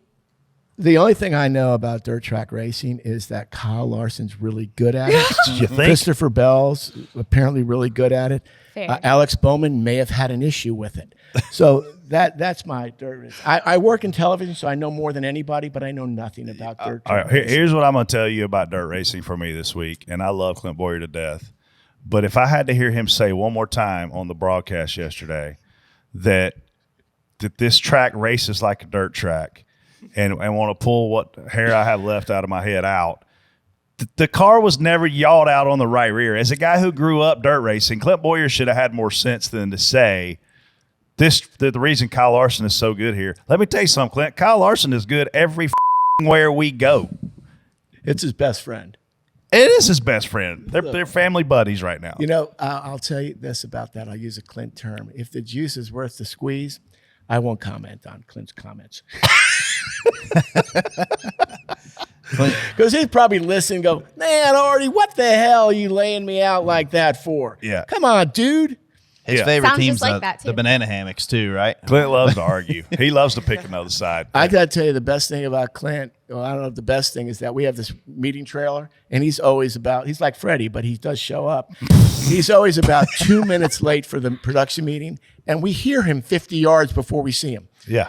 Yeah. Because you're in a little trailer with no real acoustics. And Yeah. you hear him coming. Yeah. You hear him coming. And So you can see his brain bouncing off the walls. But he just loves racing. Yeah. Just understand this. You might not agree what he says. The guy loves racing. He's passionate. He does his homework. He's into it. Sometimes Chuck and I want to strangle him, but Yeah. we want to strangle Darryl sometimes. It doesn't mean we don't love what they're doing Right. most of the time. Yeah. I mean, that's the world. How much longer have those meetings become ever since Clint joined, with how distracted he gets? We actually have what we have. I think what we put on in one of those kind of invisible collars where you get shocked when we don't Yeah. need it. That's what you need. Yeah. Fair. We've taught him to wait until the meeting's over to get into the weeds, and he's Oh. doing a great job. So the Good. meetings are actually shorter than they've ever been, but then we debrief after the meeting and dig in. His dad, we call him Pops. Literally, the whole world calls him Pops. He loves racing as much as Clint does. And he's why Clint has that big affinity for loving racing. And Clint loves all forms of racing. But I'm going to tell you something, man. If you have a 5-minute conversation with Clint Boyer, he could be a promoter. He could be a TV guy. He could be a driver. He wants to be entrenched in all the things that lift the sport up. I believe that. Yeah. And like me, he's an expert in everything. Yep. So if we Self-proclaimed. just listen to both of us, this is why we get along so well and sometimes get into it. He wants to shoot this wide. I go, well, if I shoot it wide, then we can do that. But if I shoot it tight, don't you want to see that? He goes, well, I need it wide when I need it wide. I need it tight when I need it tight. I go, okay, let me just jump into your head, which is something nobody should ever try to do. All right, well, back to the dirt world. Sorry. No, you are all good. And speaking of Clint, you can always catch Cash at Millbridge on Dirt Vision weekly. So that's definitely something you want to check out. I think he won like last week or so, which is awesome. A few weeks ago, yeah. Yep. He did. He won his first race. Yeah. Yeah, Clint well, for those of you who are playing the Millbridge drinking game, don't forget to get your drink ready because we have 2 nights of Millbridge racing, tomorrow night and Wednesday. Nice. You can catch us on Dirt Vision, or if you're in town for the Charlotte race, be sure to check us out. I've heard a lot of people ask if you guys are coming, so I don't know. This week? Yes, tomorrow don't know. Wednesday. Is Colt McKinney running out there this week? Maybe. If he's running, I may come on Tuesday. I've actually thought about Or going. the fact that Chloe will be there, why don't you just come? Yeah. Well, Chloe's going to be with her boyfriend, so Whatever. Um, Don't forget to check that out. I mean, just on Tuesday, Dirt Vision has a packed schedule. We've got Millbridge, Extreme Outlaws, and Micros, so you'll see us there. World of Outlaw late models at State Line, Jackson Motorplex, and Beaver Dam Racing just on Tuesday. So Wow. that broadcast, I mean, you definitely want to check out Dirt Vision. I watched a little bit of Dirt Vision the other night, and I believe I was watching Marion Center Speedway, which you probably have never heard of. No, I've never heard of that one. Yeah, and my dad used to race there on Sunday nights when I was about 6 years old, 6 years old. So that was cool to get on there. They were in a late models there. One of the series was running, but it was cool to see. Go back. I mean, I think Dave Blaney won a sprint car race A couple weeks ago? Is that what it this was? last week, didn't he? Yes, I think we talked about that. Sharon, I Yeah. think. And then Yeah, Johnny Sharon. Shots went 2 for 2 Yep. in Ohio. Isn't so. Sharon their home track? Right, the Blaney's, they Lernerville's. own it? Well, that's their Blaney's home track. Yeah. That's what I thought. Yeah. Yeah. Did you race? Are you from upstate New York? That's where I grew up, but my family was from Western Pennsylvania. So my dad raced at like Lernerville and stuff in the mid 80s and stuff. That's where I spent most of my time, like as a kid. So cool. then we moved to New York and became a Bills fan, the only team from New York. You're not going to get any argument from me. Well, I think they play this year as well. I can't remember if they do or they don't, but yeah, Western Pennsylvania, a lot of dirt racing there for me. That's great. I was wondering, like, what your background is. You drove, right? I did drive, but I didn't drive until I was in New York, and I ran mostly asphalt tracks in Western New York, Central New York, and then moved down here and ran 9 street stock races at Concord in a street stock that we built, Junior Motorsports. First race car, I guess, right? Were you Chance 2 or JRM? What were you? No, it was considered? JRM. Chance 2 was running their own deal. Okay. This is like JRM, everything. Ran 9 races there, then went to Daytona in a Goodies Dash Series car. You want to talk about a speed difference? That's a big What secret. year was that? I might have, 03. 03. I might have directed that Goodies Dash race. Maybe. It was rain shortened. Shane Mills, my crew chief. Yeah. Oh, yeah. I definitely directed that race. Yeah, it got shortened by rain. It was actually rain delayed, I think, too. If it moved on the Daytona Speedway, I'd actually directed you it back. directed it. Yeah, You ran the show. we ran Charlotte the night of the All-Star race, too, which was a lot of fun. I remember that one really yeah, well. there was a lot of big wrecks in that Yeah. race. Yeah. Well, that was basically what did we call it? The Daytona Dash Series with Daytona Crash Series. Yeah, I usually called them organ donor races. Well, I used to make fun of it. I would say it's the Griffin Funeral Home 500. Oh gosh, don't kid about this stuff on racing. I know, man. and it's a joke. Thankfully, it's a joke. I did enjoy that. We've been very. We have been healthy. blessed. Yeah, we've Dale been blessed Earnhardt, as- we say this on here. Dale Earnhardt has saved Lots. so many lives. So many lives. So many of the stars' lives. Jeff Yeah. Gordon's dad, Texas. Dad Yeah. in Pocono. Yeah, yeah. The way Elliot at Pocono, Michael Medal, gosh, Texas. that's everybody. We can keep go going. through, and I'm glad. But no, Yeah. That was- more than anybody will ever think of. yeah, Right. 1,000,000%. Let's move on to Reaction Theater. Then about 2 years ago, after a Knoxville race that the Truck Series ran, with about the same message. It's not North Wilkesboro's fault that the Cup car sucks ass. Hell yeah, Kyle Larson for winning the race. But to be honest, I wouldn't have cared whoever won. because it was cool as hell that we're back at North Wilkesboro. NASCAR, fix the damn Gen 7. It's terrible. This guy's got the same filter I have, Casey. I can tell. I literally thought it was you with different accent. Oh, he has called in. He calls in his own show? Yep. Yeah. Yeah. Doesn't surprise me. He just misses us when he's not here. Yeah. So what do you? And that's it. Now we don't comment on that. No, I'm tickled. I thought it was funny. Yeah. I mean, You're we happy. can. You've already made that point. I did. We can move on. Could you imagine paying good money to go to that race, the most celebrated NASCAR race of the season, planning a vacation around that disaster? Just got My peeing. parents, who are in their 80s, my mom can't walk up a flight of stairs, and I would rather watch her try to jump rope than to sit through that race one more time. I would rather in my hands and clap for a dancing monkey than to watch that race again. Why is Tyler Reddick in a car with a beast on the hood? A beast. That's like Ross Chastain driving a car with a peace sign on the hood. Tyler Reddick can't see over the steering wheel unless he's sitting on a box of phone books. Oh, A great that's race car mean. driver, by the way. And in the words of my wife, who won the race today? Kyle Larson, babe. That guy's pretty good. I'm pretty sure he was peeing. That's the longest pee ever. It was. That's probably what Freddie's going to do when he wakes up. Exactly. If he hasn't already done it without waking up. So that was interesting. Do you think he wrote it out before he said it? I think they definitely think through what they're going to say. Did That they? was thought out because he was. Something you and me have never done. Never done. No. No. Okay. I don't know if it worked for him though. The fact that he talked shit about Tyler Reddick probably has Casey fuming because that's her. She used That's to have her. a. She used to have a. I don't know what you call it, man crush on Christopher Bell. Now she's on this Tyler Reddick kid. Because What are Chloe you and talking Bo are dating. And Oh, are they? Yeah, that's They're why That's they. so sweet. It's a Millbridge thing. Have you guys started planning a wedding? Casey has already, I'm sure. Would No. you be She okay takes if amazing if wedding married? photos. It'd be She like just- Romeo and Juliet. She now. just married talks at about 14. Bo It's all the Casey's wedding time. right there, in case you were wondering. Yeah, amazing Those wedding pictures photos. If you want to see everywhere. some photos, I can. Thank God she had a kid Thank so you. we could stop watching them. Well, I'm glad we have photos. cameras so we can put the photos up. Thanks. It's good. Is there more? Oh yeah. Oh, much more, huh? Two more. Two more. Young Money, good old fashioned ass whooping, spanks that ass. Damn, I wish that sumbitch could have went green the whole way. I would have loved to see just how far he could have lapped. Sad I didn't get to see his lady chug a beer like she told Michael Waltrip she was going to. She did. But furthermore, did anybody catch that when he was at the flag stand getting the flag, the dude hanging on the fence wanting to hand him a beer? And when Kyle actually takes it and you look at it, it's a f***ing twisted tea. Why the hell would you hand Kyle Larson a twisted tea? And I think he looked at on, it like, dude. what? Grow a damn set. Get a real damn beer. I did notice it was a yellow can. I don't like to alcohol shame people, but if you're a dude and you're handing a badass race car driver something, don't hand him a twisted tea. Was it Schultz?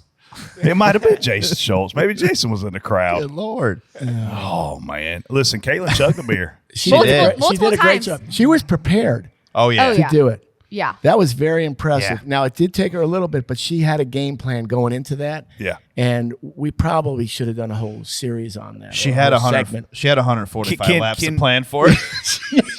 I think Fox should do a segment, and you got to record this thing before race day, but you guys Okay. need to do a segment on shotgun a beer. And listen, I've shotgun beers with Clint Boyer before.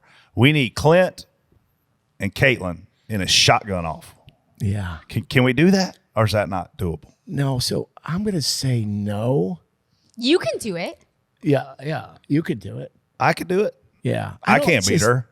I'd like to I say can beat Clint. I'd like to say yes, but Yeah. I know the answer is no. Okay. Okay. Yeah, it's a bad We work idea, with Brett. grown-ups. It's definitely a bad We idea. work with. We work with grown-ups. Yeah. We're grown-up people. Grown-ups. Grown-up people. Okay. Unlike Unlike me. and Yep. probably me. But I'm you're like, making a grown-up decision. I'm right like Peter Pan. I'm never going to grow up.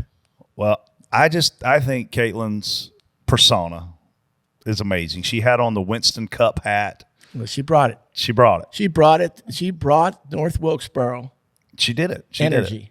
did it. And people may not know this. That is Brad Sweet's sister. So she grew up racing. Racing. Like all she knows is racing. Way taller than Well, if you're him too. She's way taller than Brad, and she's beautiful. and Brad's not beautiful. Oh, come on, man. He's I not. wouldn't say that. I don't judge other men. And she's so nice and so cool to be around. Just the fact that she would do that on the broadcast, like that's Yeah. amazing. One more. It's racing grassroots, ain't no crapshoots in this all-star affair. When it was kicked back in 1996, it was the last race I thought we'd see there. But to my surprise, it's now been revived. North Wilkesboro is here. Now Marcus Smith, if you're catching my drift, bring it back next year. Oh, I got friends in Wilkes County where the moonshine flows and the beers are plenty and there's racing all day on that speedway. Oh, and I'm not big on all-star races when you have it here at my favorite place. So I got friends in Wilkes County. That was nice of Garth to call in. That's pretty good. I thought he's pretty busy these days. I met a guy this weekend that writes some songs for the show, so Yeah. it's pretty cool. I met a lot of people this weekend. That's what we need, Artie. We need a brand anthem for Fox's broadcast, and we need one of our callers inner people to That guy write it can and write a record. little ditty for us. Yeah, a little ditty. Little ditty. Little ditty. We didn't even comment. That was a pretty good ditty. Yeah. You know, he You have just some threw good that ones. together. He worked Yep. hard on that. We I have a think lot of that's talented- of the 4 calls. That's the hardest working call. I don't know. That one that was The one thought that- out when he was peeing was Was pretty it good. Pan? I was trying to figure out what is, what, I guess that was what it was. He either has a really big fish tank or he was peeing. Oh, all right. Well, let's move. Don't forget, you can also send in your message, preferably when you're not going to the bathroom. Just head to anchor.fm/doorbellclear. You'll see the message icon. Don't be cheating, Artie. Oh, Hey. okay. And we'll keep playing the best ones each week. Moving on to Ask DBC, and I know typically we will take fan questions using hashtag Ask DBC, so keep doing that. But this week we took a little bit of a different spin and had a few of your friends, Artie, send in some questions. I have friends. Well, Fake friends. Yeah. Okay, fake friends. That's fine. People who pay People I pay. Yeah. Okay. We reached out to some of your high profile folks Yep. that work with you, like Oh. Caitlin Vincey, Jamie McMurray, et cetera. Dale. And said, hey, if you could, and I got to say this before we get into this segment. When I reached out to Caitlin, the first thing she said back to me was, I am so jealous. I've always wanted to interview Artie. No way. I'm telling you, that's the first thing she said back. Yeah, and then she sent me like 77 questions, and Casey and I went through them. And That's because she's a professional interviewer. she is, yeah. So And we'll she's let great Casey at what kick she this does. thing off. Yes, Right. the first one is from Caitlin. What sporting event that you directed will you remember forever? No, there's a lot. I mean, 2001 Daytona 500 is Fair. big, and the first Super Bowl I did, and the first Masters I did. So it's not one. You know, it's like I have 3 kids, so I have 3 events. How's that? They're all your favorite. That's great. And listen, the Daytona 500 you reference obviously has a lot of tragedy to it, but it also has Michael Waltrip winning his first ever Cup race, obviously first ever Daytona 500. What Dale Earnhardt envisioned when he hired Michael to come to work for him. Now Michael is on your team and has been for a long time. What's your relationship like with Michael? Well, first of all, I'll tell you, I actually got chills when you started talking about that. I really did just now, because it was just incredible. It was just an incredible thing. You talk about elation and tragedy all within like a second. That's what I experienced. I knew that Dale was dead pretty much when I saw Schrader, and I also saw Michael in Victory Lane. I saw Junior in Victory Lane, and just saw all this stuff happening independent of each other, and yeah, it was amazing. Now Michael is the nicest person I think I know. He is really just a wonderfully nice person. And he once said to me, he goes, Artie, if somebody told him that Michael Waltrip was mean to them, they're lying. And he is. Michael is just such an easygoing guy. He'll do whatever you need to do. But he works at it. He knows it. You know, he works on all 3 series. You know, so he keeps up on everything that's going on. I love the fact that he's been successful. Even though after Michael Waltrip Racing had to close down, and all the the hard work that went into that, and then it kind of ended. Now he's just doing great. So I love working with Michael, and I love Michael, period. Yeah, same for me, man. He's done so much for me in my career. He's the first 2 drivers I started with was Ellie and Michael, and what great guys. And Michael he's an awesome guy. So I got the next question. It's from our buddy Hermie Sadler, and he told me about a weekend where you guys were roommates on his bus, and you had a plumbing issue. Well, let's make it. I wasn't a roommate on Hermie's bus. Like I just was a guest that wouldn't leave. You're a permanent fixture. I was a permanent fixture, and you know why? But back in the early 2000s, and most of you guys that don't remember this, you couldn't get to the track. Forget about leaving the track. You couldn't get to the track sometimes on a Saturday. So Hermie and I had created this bond through autism, and I was telling him, I'd love to stay at the track. You can stay with me, Artie. Artie, just stay with me. And I stayed with the Sadler. I stayed with Hermie probably more than half the races, and sometimes with Angie, and at the time, the 2 girls before the 3rd girl was born. Right. It was Artie on the couch and the 4 or 5 Sadlers back in the bedroom. Mm-hmm. So my first time staying, I may have not understood how a motor coach toilet worked. I think that might be what Hermie is probably referencing. There was not a good smell, and there wasn't. Hermie had to do a lot of things that he hadn't planned on doing. So he had to clean up your. He had to clean up my. I love it. I love it. Well, TJ is going to go next, and the guy that he's got a question from is the Pied Piper. Yeah. So next year, who's it from, TJ? Dale Jr. Next year, points race, 400 laps, or All-Star again at Wilkesboro. So, I would love to see a Thursday night before Easter North Wilkesboro Cup race, and that's what I'd like to see For points? I'm down. Now that's just me. I think it would be so awesome, a standalone. Everybody gets there one day shoot, and it saves the holiday, which is really important, and it gets us back to North Wilkesboro for a race. But that's just my thing. It doesn't come from Fox, doesn't come from anybody. That's just something I'd love to do. But there's math and money that has to go into that. Lots of that. Yeah. Well, since we're still missing Freddie over here, I'll go ahead and ask this question, which is from Jamie Mack. Biggest changes you've ever liked or disliked in NASCAR over the last 20 plus years? Well, if I don't comment on the cars and the technology. I mean, I guess maybe I shouldn't, because I don't know anything about it really. I do hate the fact that the cars are all the same. I mean, I loved when the Monte Carlo looked like the Monte Carlo, and everybody drove the different cars. They were stock cars back then, but that era kind of went. I hated the 2007 car. With the wing. The wing. I mean, I just hate those it are because bad. what I always thought a stock car was not a racing car. We built a race car. We built a stock car and we made it fast. Yeah. Right. So that's what I loved about NASCAR and stock car racing, and that changed. And there's a lot of reasons why it changed, and I don't really understand the technical reasons. But wouldn't you love to see those real makes and models out there, like in the old days? Like in the old days, like you talk about 12 or 13 different cars being out on the track. I'm talking about the 60s. Yeah. And it was cool. And I love the Ford, Chevy, the battles. You were a Ford guy, you were a Chevy guy. Motor City battles. Right? I mean, it was big. And that Yeah. little Dilbert, the cartoon guy, would be peeing on top of the Ford if the Right. Chevy guy. All them stickers. Right? He just called in, actually. Dilbert? No, because he was peeing on top of it. That guy. Yeah. He brought it back. So, What we need now is a Ross character pissing on stuff. well, I'm sure it's out there. I'm sure it is. If it's you, call in. yeah. But that's the thing. I just wish that the cars looked different. You're right, and I guess I'm going to take it a step further and ask you a question. And this is about TV again, not about the cars, in terms of what they are specifically.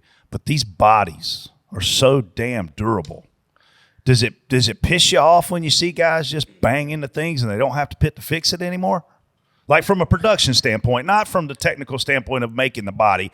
I personally don't like a common body like we've got, a one-piece body that's durable. Do you wish that we had more drama when guys make contact? Yeah, but I also what I hated is when a car came out had no chance to do anything but run a lap, or two, and was running for points in those times, and they weren't like, there's going to be slow cars, but then there was crap. Yeah. And the car was beat to hell. Yeah. Right. And it didn't belong on the racetrack. So I don't miss that at all. But yeah, you see a guy really smack the wall hard. Sometimes it's rear end to front end and they're still driving. Yeah.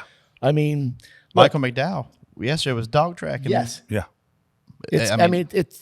Look, technology is important, and they tried it out with the Xfinity cars first, and it saves people a lot of money. This sport, one of the biggest issues the sport has is it costs a lot of money, to put one guy in one race car. Yeah. It's costing you $20+ million a year to field a competitive car. Right.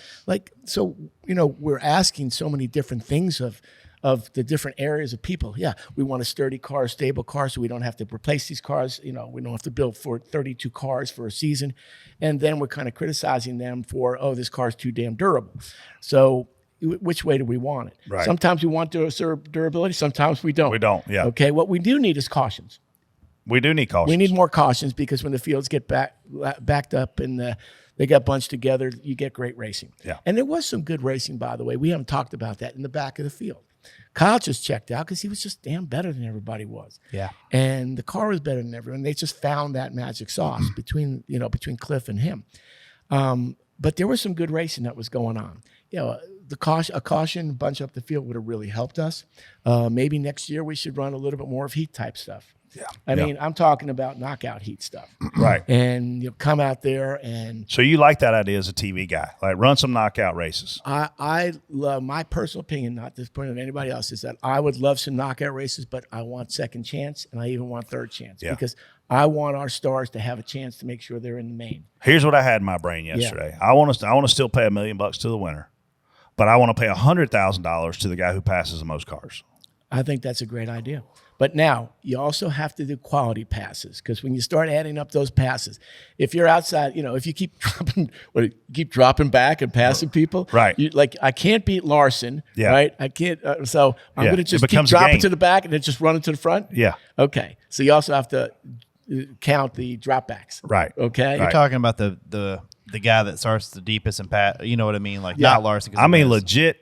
Whoever passes the most cars, because guess what that incentivizes him to do at a place like North Wilkesboro? Move them. Move them. Yeah, that's what you want. That's what short track racing's always been. Move them. Move them. And I think people tried to move people. Is that an event that we could experiment with, like package-wise too? Like maybe we find a different, maybe we have different. We talked about last week, run what you brung. Like a bigger motor. Bring some different stuff. One thing that I saw is you can't move a guy. And they can't. I've seen many guys. I've seen them make contact and exit the corner, and everything that I've grown up watching racing. If you make contact with the back of that car, it's going to wiggle that guy. It does nothing but propels this guy him out off this corner, and that's how these guys will get to each other in the middle. The only way to move a guy now is to overdrive the entry and get on him on entry and shove him out of the way. You can't. I saw Chase Briscoe worked the back of Logano's bumper for lap after lap in the middle of the corner. Every time you hit him, it'd knock him away. And in the truck or Xfinity car, that is not going to happen like that. If you bump that guy in front of you, he's not going to be able to throttle up. So let me ask you guys, because I don't know the answers to this. Like the rear diffuser and everything, the weight of that rear end now, is that heavier than the weight has ever been comparatively? And does that mean that that's why they can't, that bump really projects them? I don't think it's just forward. I don't think it's a rear weight thing. It's just the car stuck. It's a sports car now. We're this far off the ground everywhere we go, and we have more tire than we ever have and less motor. And you guys always talk about, and this is once again, I'm outside of my sphere of understanding. I live in that world. More horsepower would create more racing, because it would set the better drivers apart. Well, they got to have less. I think they got to have less grip. Less grip, more horsepower. Yeah, put them on the edge. Like whenever I always believe this. We talk about this a lot on TV. If the drivers are complaining about something, we need to keep it. If the drivers are happy, we need to get rid of it. And I don't mean that to criticize them. No, I get it. Look, they want to be comfortable. Yeah. They want to be damn comfortable. This is what I do. I want to be comfortable. They're also selfish. But Yes. they're selfish because this is what they do. We all want to be comfortable in our lives. But what makes racing great is when you can deal with the discomfort of what's around you. And the better racers deal with the discomfort. If you make them too comfortable, it ends up not as being as good racing. No grip, hot day. Yeah. Right? A lot of horsepower. That's what I want. Yeah. And I always think, the cars I don't think they should even know what the package is. I think they should get there on Sunday and this is the package and how guys figure it out. Surprise. Right? Yeah. Surprise. This is what we got Yeah. this week. On that topic of trying something new, I know NASCAR again tested out those wet weather tires. What did you think of that? I thought it was awesome. Same. I thought it was the greatest. Yes. It's the unknown. And We have a little known now that we can do that. Yep. And this is what Marcus and I were talking about. This is what the All-Star race sometimes brings to you. It brought the shootout style restarts to NASCAR, which is now, this is what makes it norm. really cool. Yeah. Right. Instead of having those lappers On the inside, outside. yeah. Yeah. It was crazy back then. But this is what makes it really cool. You saw something and it worked. And listen, credit NASCAR, credit Jusan for, Jusan Hamilton for getting, for those guys up there agreeing, hey, we're gonna do this. We're doing this. Elton Sawyer, we're gonna do it. It's not a rain tire, it's a wet weather package. And it worked. And those tires were soft and they had a race on them and they had to deal with that and it was really cool. Here's when I bought into the whole wet weather tire thingy is when we were at the Roval and it was an absolute downpour and we watched those guys go out there and get on the oval portion of the track hauling ass. And I was like, man, if we can go out here and run 140 plus miles an hour at Charlotte Motor Speedway through turns 2 and down the backstretch, there's no reason that our audience on TV and our audience in person shouldn't be able to see a race when it's wet. And that's what they've done. It was fun. It was fun. It was great. it'd be hard to run an oval in rain like that. But they did I think what they're doing with the rain tires, putting them on, and I almost wish we would just race on the rain tires in the dry because they're on top of the track. They're sketchy a little bit, and they're a handful. And maybe that, look, Goodyear has such there's such a contrast in what they're trying to do. Always, right? yeah. And that's the biggest problem. I mean, you can't always just blame Goodyear or blame NASCAR. Sometimes it's just like that. This is business. Like Goodyear doesn't want their tires going to crap. No. And what I've always talked about with our guys is like when we see a tire shredding, we need to talk about.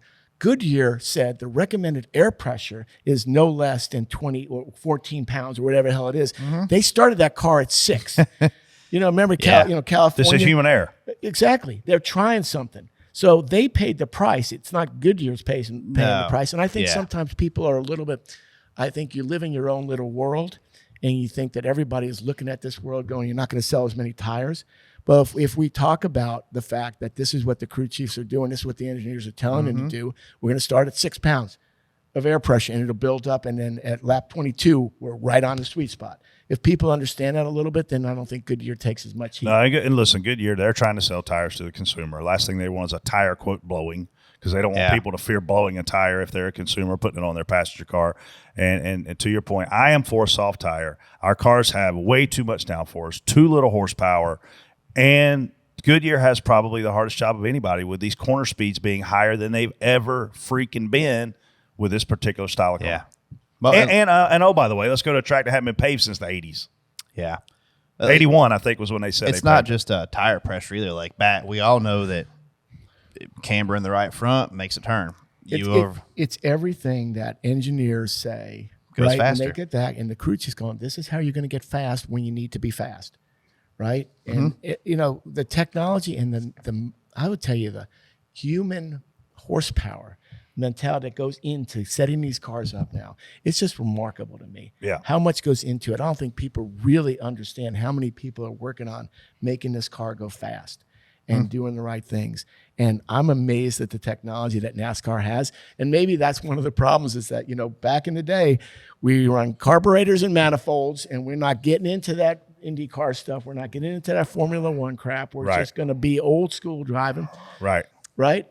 some of that, and then all of a sudden engineers are here and Yeah. they're telling you what to do. Yeah. Like I was in Daryl and Rusty when you talk to them. I mean, they were making changes. You guys remember? Oh, in the dude, early they years? would were tell you making what you're changes doing in in the my car. Yeah. Well, that was Rusty. Back at the end, he was wanting to make those changes. The engineer go, no, that won't work. Yeah. And the engineer was right. Right. But once the engineers take over, the sport becomes a little different. Yeah. We're a lot different, and it A is lot a different. lot different now. Yeah. It's time for What an Idiot, and I think our number one contender is the guy who can't defend himself because he's not here. Yeah, Freddie's definitely an idiot. I really wanted to give my What an Idiot to the Crumb family up in Hickory. It's on my list. I got multiples this week. I did too this week. But I really want to get to the Crumb family for just being idiots. But I'm gonna actually give it to the guy who may have the best tanning secrets in all of NASCAR. And what I'm going to ask of him is at the end of the show, when we take our picture, I would love for him to take his hat off and his shirt. And I don't know about his pants. I don't know what his legs look like. But our producer, Andrew Curlin. What do you want? What are your intentions, Brett? Andrew Curlin is burnt to a legit crisp. He threw that baby oil on. He thought he was a 16-year-old on the beach What with a the girl. fuck did you put on? Nothing? That was the problem. Yeah. It was What nothing day did on this Saturday. happen? Saturday. Wow, was so it's been truck 2 race. days. So it was overcast. If y'all were there on Saturday Yeah. for most of the day, I'm like, all right, I'm gonna be okay. And then I go weren't in the okay. infield, and the crossover gate closes. I can't get to my sunscreen in the car, and Yeah. then the sky just Because there's no sunscreen in the infield. This is also I probably should have. I'm going to tell you what it looks like you Some. found is a fucking tanning bed and Listen. laid in there for the rest of the day. I know some people. If next time you can just text me, I'll get you sunscreen. Yeah, I'll- just go to the Fox Featherlight. Jamie will help you out. You know Or he Regan. put diesel in his dad's gas-powered car, right? No, come on. You didn't know that? He's Oh, doing yeah. a racing podcast, and he did that. What generation are you considered to be? I'm curious. That's a There's good no question. letter for Y'all him. know? What Gen is he? Z? Gen Z? Are you a Gen Z? Really? You can't even. You know how hard you have to work to get that in there? Like it doesn't even. It doesn't fit. No. Right. There's a reason it doesn't fit, and it's green, by the way. Yeah. Well, I learned that lesson for sure. I definitely Okay. Yeah. We hired Yeah. Mike hired him. Just see. before the sunburn though. Yeah, but after the So, fuel. Andrew, congratulations. You're my. What an idiot. Artie, do you have any idiots for your Oh, week? come on. I'm here myself. So True. how the hell did I do this, right? True. I did this because I enjoy Brett a lot. I always Oh, have. well, there's your idiot comment of the day. I know, and I wanted to meet TJ and Freddie in person because here's why I'm here. I didn't tell you guys. This is why I came today, Freddie, and thank you once again for honoring me with your presence. Is that, for years, we use your voices on television, sometimes for entertainment value, especially you. You could be a little funnier, TJ. When I go, Be a it's little hard. less dour. You need to. It's bring hard a for little me something. to. It's hard for me to get like that. When I go to spot races, I am. You're in it. You You're have to give dialed him in. credit, though. Post Penske, TJ is way more fun. Okay. Bottom mean- line is we've been using your voices for years, and it's great stuff. I think that's one of the things that sets NASCAR apart and racing apart is you get this radio communication, which is usually very serious stuff that you guys are doing and really interesting stuff. When you guys are talking about other people's lines and just laying that stuff out for those guys, then you realize that this is like a team effort. It's really cool. Yeah, the driver's got he's got the wheel, but he doesn't know that line worked until you told him that line worked. So I really appreciate that so much in the broadcast that we get a chance to kind of eavesdrop on you guys and use that. So I was very fortunate in my career, Artie, to spot for Elliott, who I had a tremendous relationship with. I mean, he's like a brother to me. Jeff Burton, who I had known when I started spotting for him for over a decade. And then obviously Clint, who was somebody before I started spotting for him. We went on vacations together, went to bike week at Myrtle Beach. So when I put my headset on, it was just like talking to you right now. It wasn't like I've got to lock in and go into character and be this guy. Like it was like I've got a job to do. And you being a football guy, I've always looked at spotting as I'm an offensive coordinator in this particular part of the game.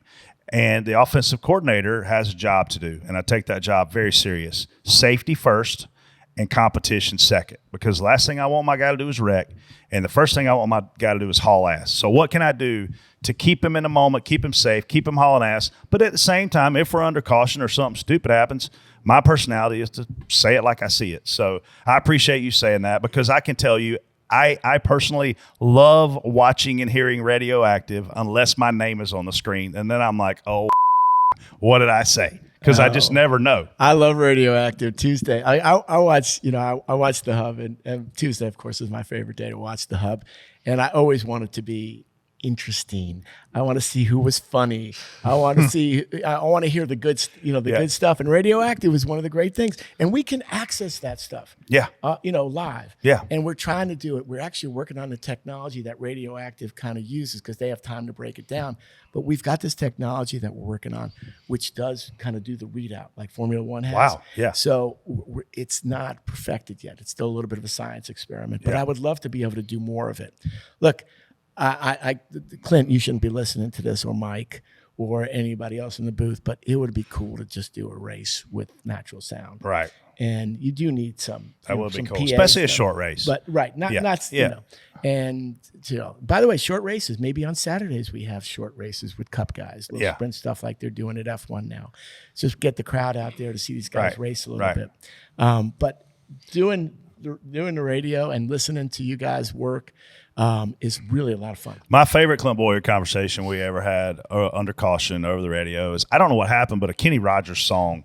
I don't know if I started singing it or if it was on the PA system or whatever, and we started talking about Kenny Rogers.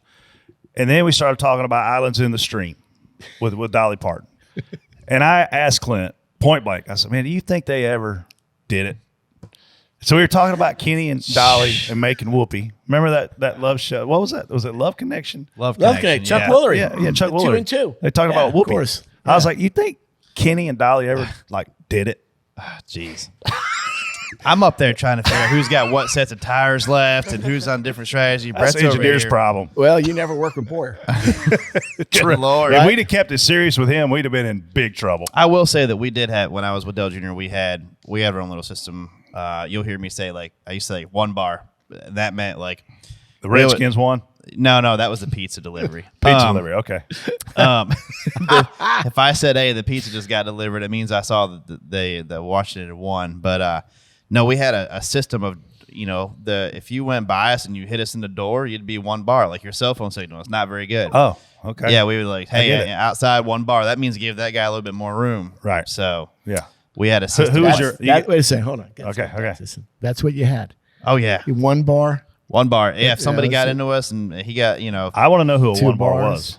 Oh, there was a handful. No, I want to know a name of a 1 bar. I don't want you to be a wimp right here. I want you to lay it out there. Probably Clint Boyer. Who's a 1 bar? I mean, it's just people you didn't want to be beside them. Probably. I mean, back then it was probably like Sam Hornish. Okay, all right. But That's I mean, fair. an Indy There you car, go. Sam Pick Hornish up- would drive around you in a heartbeat. But it was an Indy car. No, it was not an Indy car. People have tried that. One guy's Yeah. been successful. Yeah, Tony, it was. Badass Stewart. Yes. It's a lot harder to drive these cars than it is to drive anything else. Absolutely. Yep, it is. We're getting ready to see. Obviously this weekend coming up. I'm surprised Brett hasn't said anything about it yet. TJ, your turn. What an idiot. My bad. Sorry, we'll get there.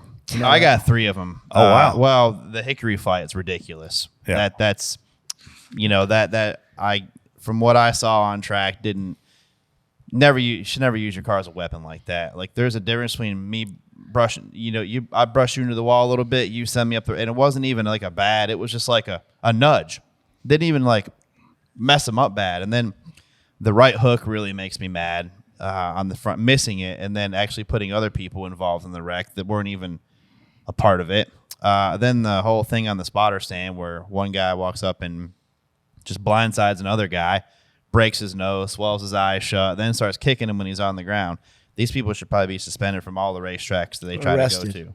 Or arrested. Arrested. So there's just no, I get it, it tempers flare, but there's a line. And using your race car like that as a weapon and tore up your own car more than you tore up the other car. That's already worse.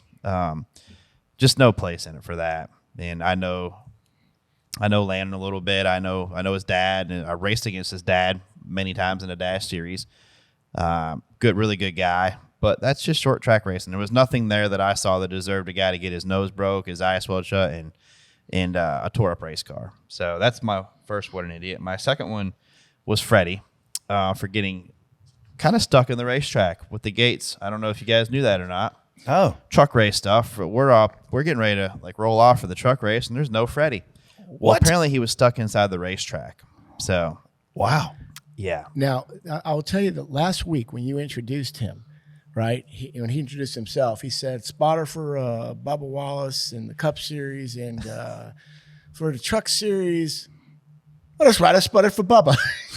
He forgot what he had done on Saturday. He forgot. He Yeah. just forgot.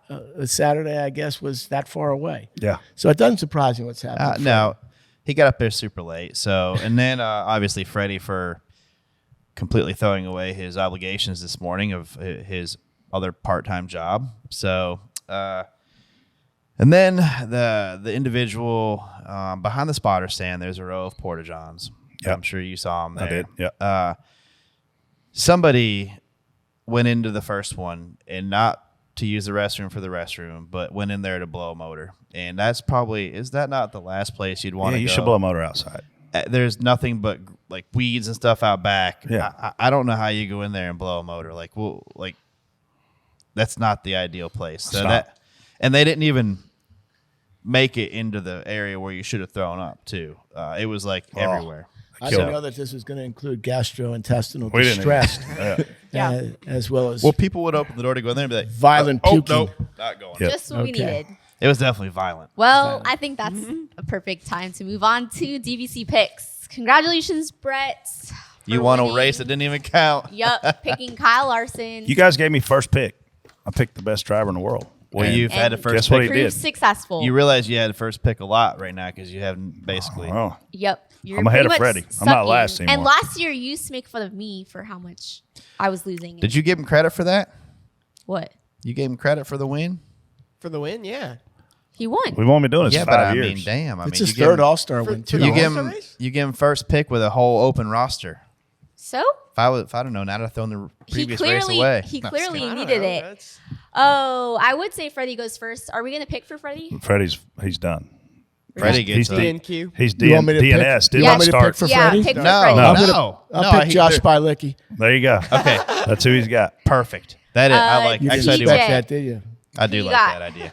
There should be some sort of repercussions for not. We are. Nothing Being- personal about Josh because I think he's racing hard every week. Yeah. But You that's should what I'm pick picking somebody for who's Freddie. not racing. TJ, Oh, the 600, huh? that is where you're going. Artie, who would you take if you could pick anybody in the field? Nope. Kyle Larson. Solid choice. And- I'm not kind of surprised by that. Really? Yeah, totally. Yeah. TJ, I'm getting there. You chill. Wait, Brett, who did you pick? he didn't pick. Oh, He's yeah. picked Bitch, I go last. last. I won last week. That's right. That's right. Jeez, That's right. be nice. Mondays, Oh, right? kidding. Sunburns fucked your brain up. Really did. He's had a lot of speed lately. Probably before that, somewhere, Man. though. This is a long race. It's taking you a And- long time to pick, too. And this guy knows how to work his way forward no matter where he qualifies. He did it at Darlington, and if he would have, he'd almost won at Darlington. So I'm going to go with the closer. I'm going with Kevin Harvick. That's a good pick. Boy, he didn't want to put those rain tires on this weekend, did He he? did not. I And think he was quite articulate about that. He did a good job of explaining he didn't want to do that. I will take a big underdog here. Kyle Larson. Thanks, Artie. Wow, that's cool. You got Larson left. You get to pick Larson third. Wow, that's the steal. Strategy. I'm going to go with – I'm laying up right here because I'm picking last. And Don't make excuses. Just make a pick. I am. But I was looking at somebody. I'm going to go with Ricky Stenhouse, Junior. Junior, who wrecked himself yesterday. I'm saving him for the plates if I can, Yeah. if he's there. Oh, well, thank you, as always, Artie. Coach 600, Artie, longest race of the year. Oh, yeah. What do you do to stay awake during that thing? It's never a problem to stay awake, Brett. I get jazzed up. Yeah? Yeah. Roger can see you Penske being can stay up jacked for a up. complete 24-hour race. He can do the 600. That's amazing that he can do that. What's your favorite part about Freaking 600? Roger Penske. I know. What's your he's favorite an part about animal. He's a 600, legend. Artie? A legend. My favorite part about the 600, I guess the pomp and the whole setup to it. I think it's really cool. I love it when the choppers come down, those Yeah. guys come rappelling out of there. I mean, I don't love, as I always say about the 600, because 500 wasn't enough. I do enjoy the weekend. a lot. I think it's really cool. I always like to remind people that Memorial Day is a commemorative day, not a happy celebration day. And I think it's a really important thing. And I think for NASCAR, especially of all the sports. And I think it's really important. One of the greatest days in racing. Oh, I love waking up and having a race, and I love then watching another race, and I got to fit meetings and stuff in between them. Yeah. And I'm always trying to figure out exactly when I should have those meetings, which is the different schedule than the track plays it. The Indy 500 on the big screen as well. And it's going on. Yeah. It's pretty cool. I mean, I look at Memorial Day as, and this is easy for me to say because I didn't serve, but when people say Happy Memorial Day, some people get upset. And I basically rationalize that as they didn't sacrifice their lives for us to be sad. And they gave all, and we need to appreciate that. And we're able to do what we do on Memorial Day here in the United States of America, run the Coca-Cola 600 because of that sacrifice. They protect our freedom. One of the coolest things ever said to me, you'll appreciate this. I was at San Antonio, Texas, where they bring all the guys in for the United States Air Force when they basically sign up and enlist and to go through basic, right? And a general walked in, a 3-star general, and he said, if our skies are not safe, neither are we. What you guys do in the motorsports world to help us recruit young men and women to come join the United States Air Force is important to our freedom. And so when I look at the sponsorship of the United States, and back in the day, the Army card, Dale Jr. had National Guard for a while. I literally, like, it's easy for fans to look at that and go, man, why would you put our military on the side of a race car? Well, they did it to recruit talented men and women. Because when you bring a race car to a high school, what do kids want to do? They want to look at it. It gives a recruiter an opportunity to have a conversation with those young people and ultimately come in and protect our freedom. So I look at Memorial Day as a special day of the year, like you said. But I do appreciate the racing. I would love to go to Monaco if I were rich.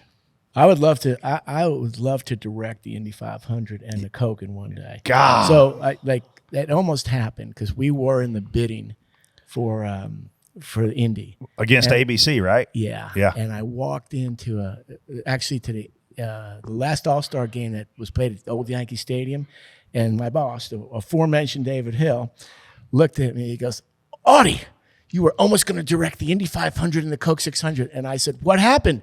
He goes, "I told Tony George we weren't interested."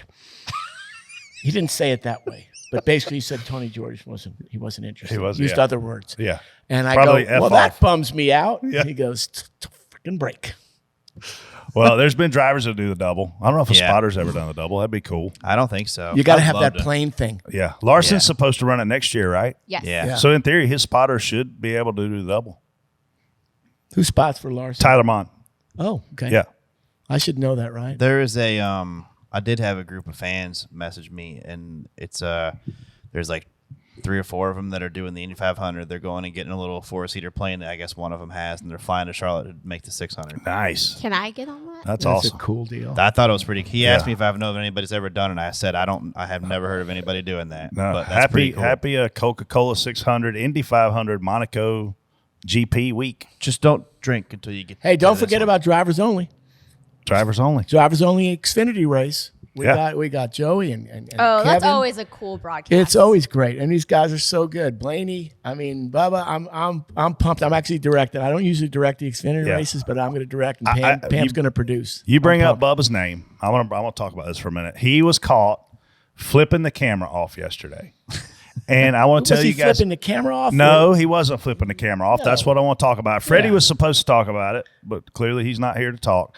So Bubba was in the process of, listen, the guy just ran a race. The guy just finished second. He's bummed. Most other races, second place would be great. Not when the winner wins $1 million and you win $7,500. It sucks. Okay, so he gets out of the car, and he's trying to basically just chill out.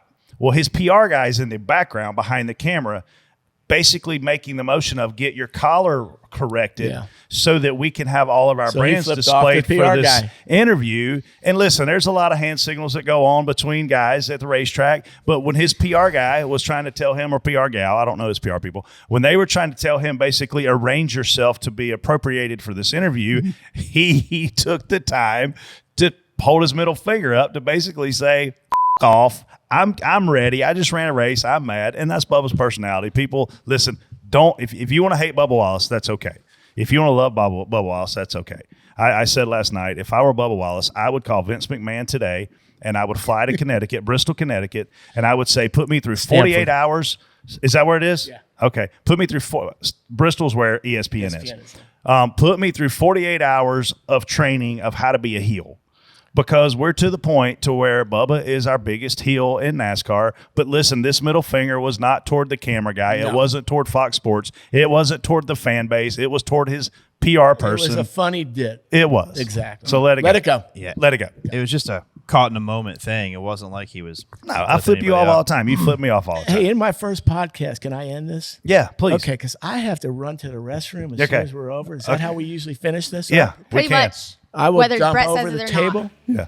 Thank you for coming. Yeah. Oh, thanks for having me. Yeah, It's been a great This show. is a Yep. lot of fun because I got a chance to talk. Well, you got a chance to talk. You never have a microphone or a camera on you. I You don't got both. deserve a microphone. I got smart people that talk Yeah. on air. I love you, buddy. Thank you for coming. Yeah, thank you it's for great coming to on. See you guys. We're out. Holla. Have a great week.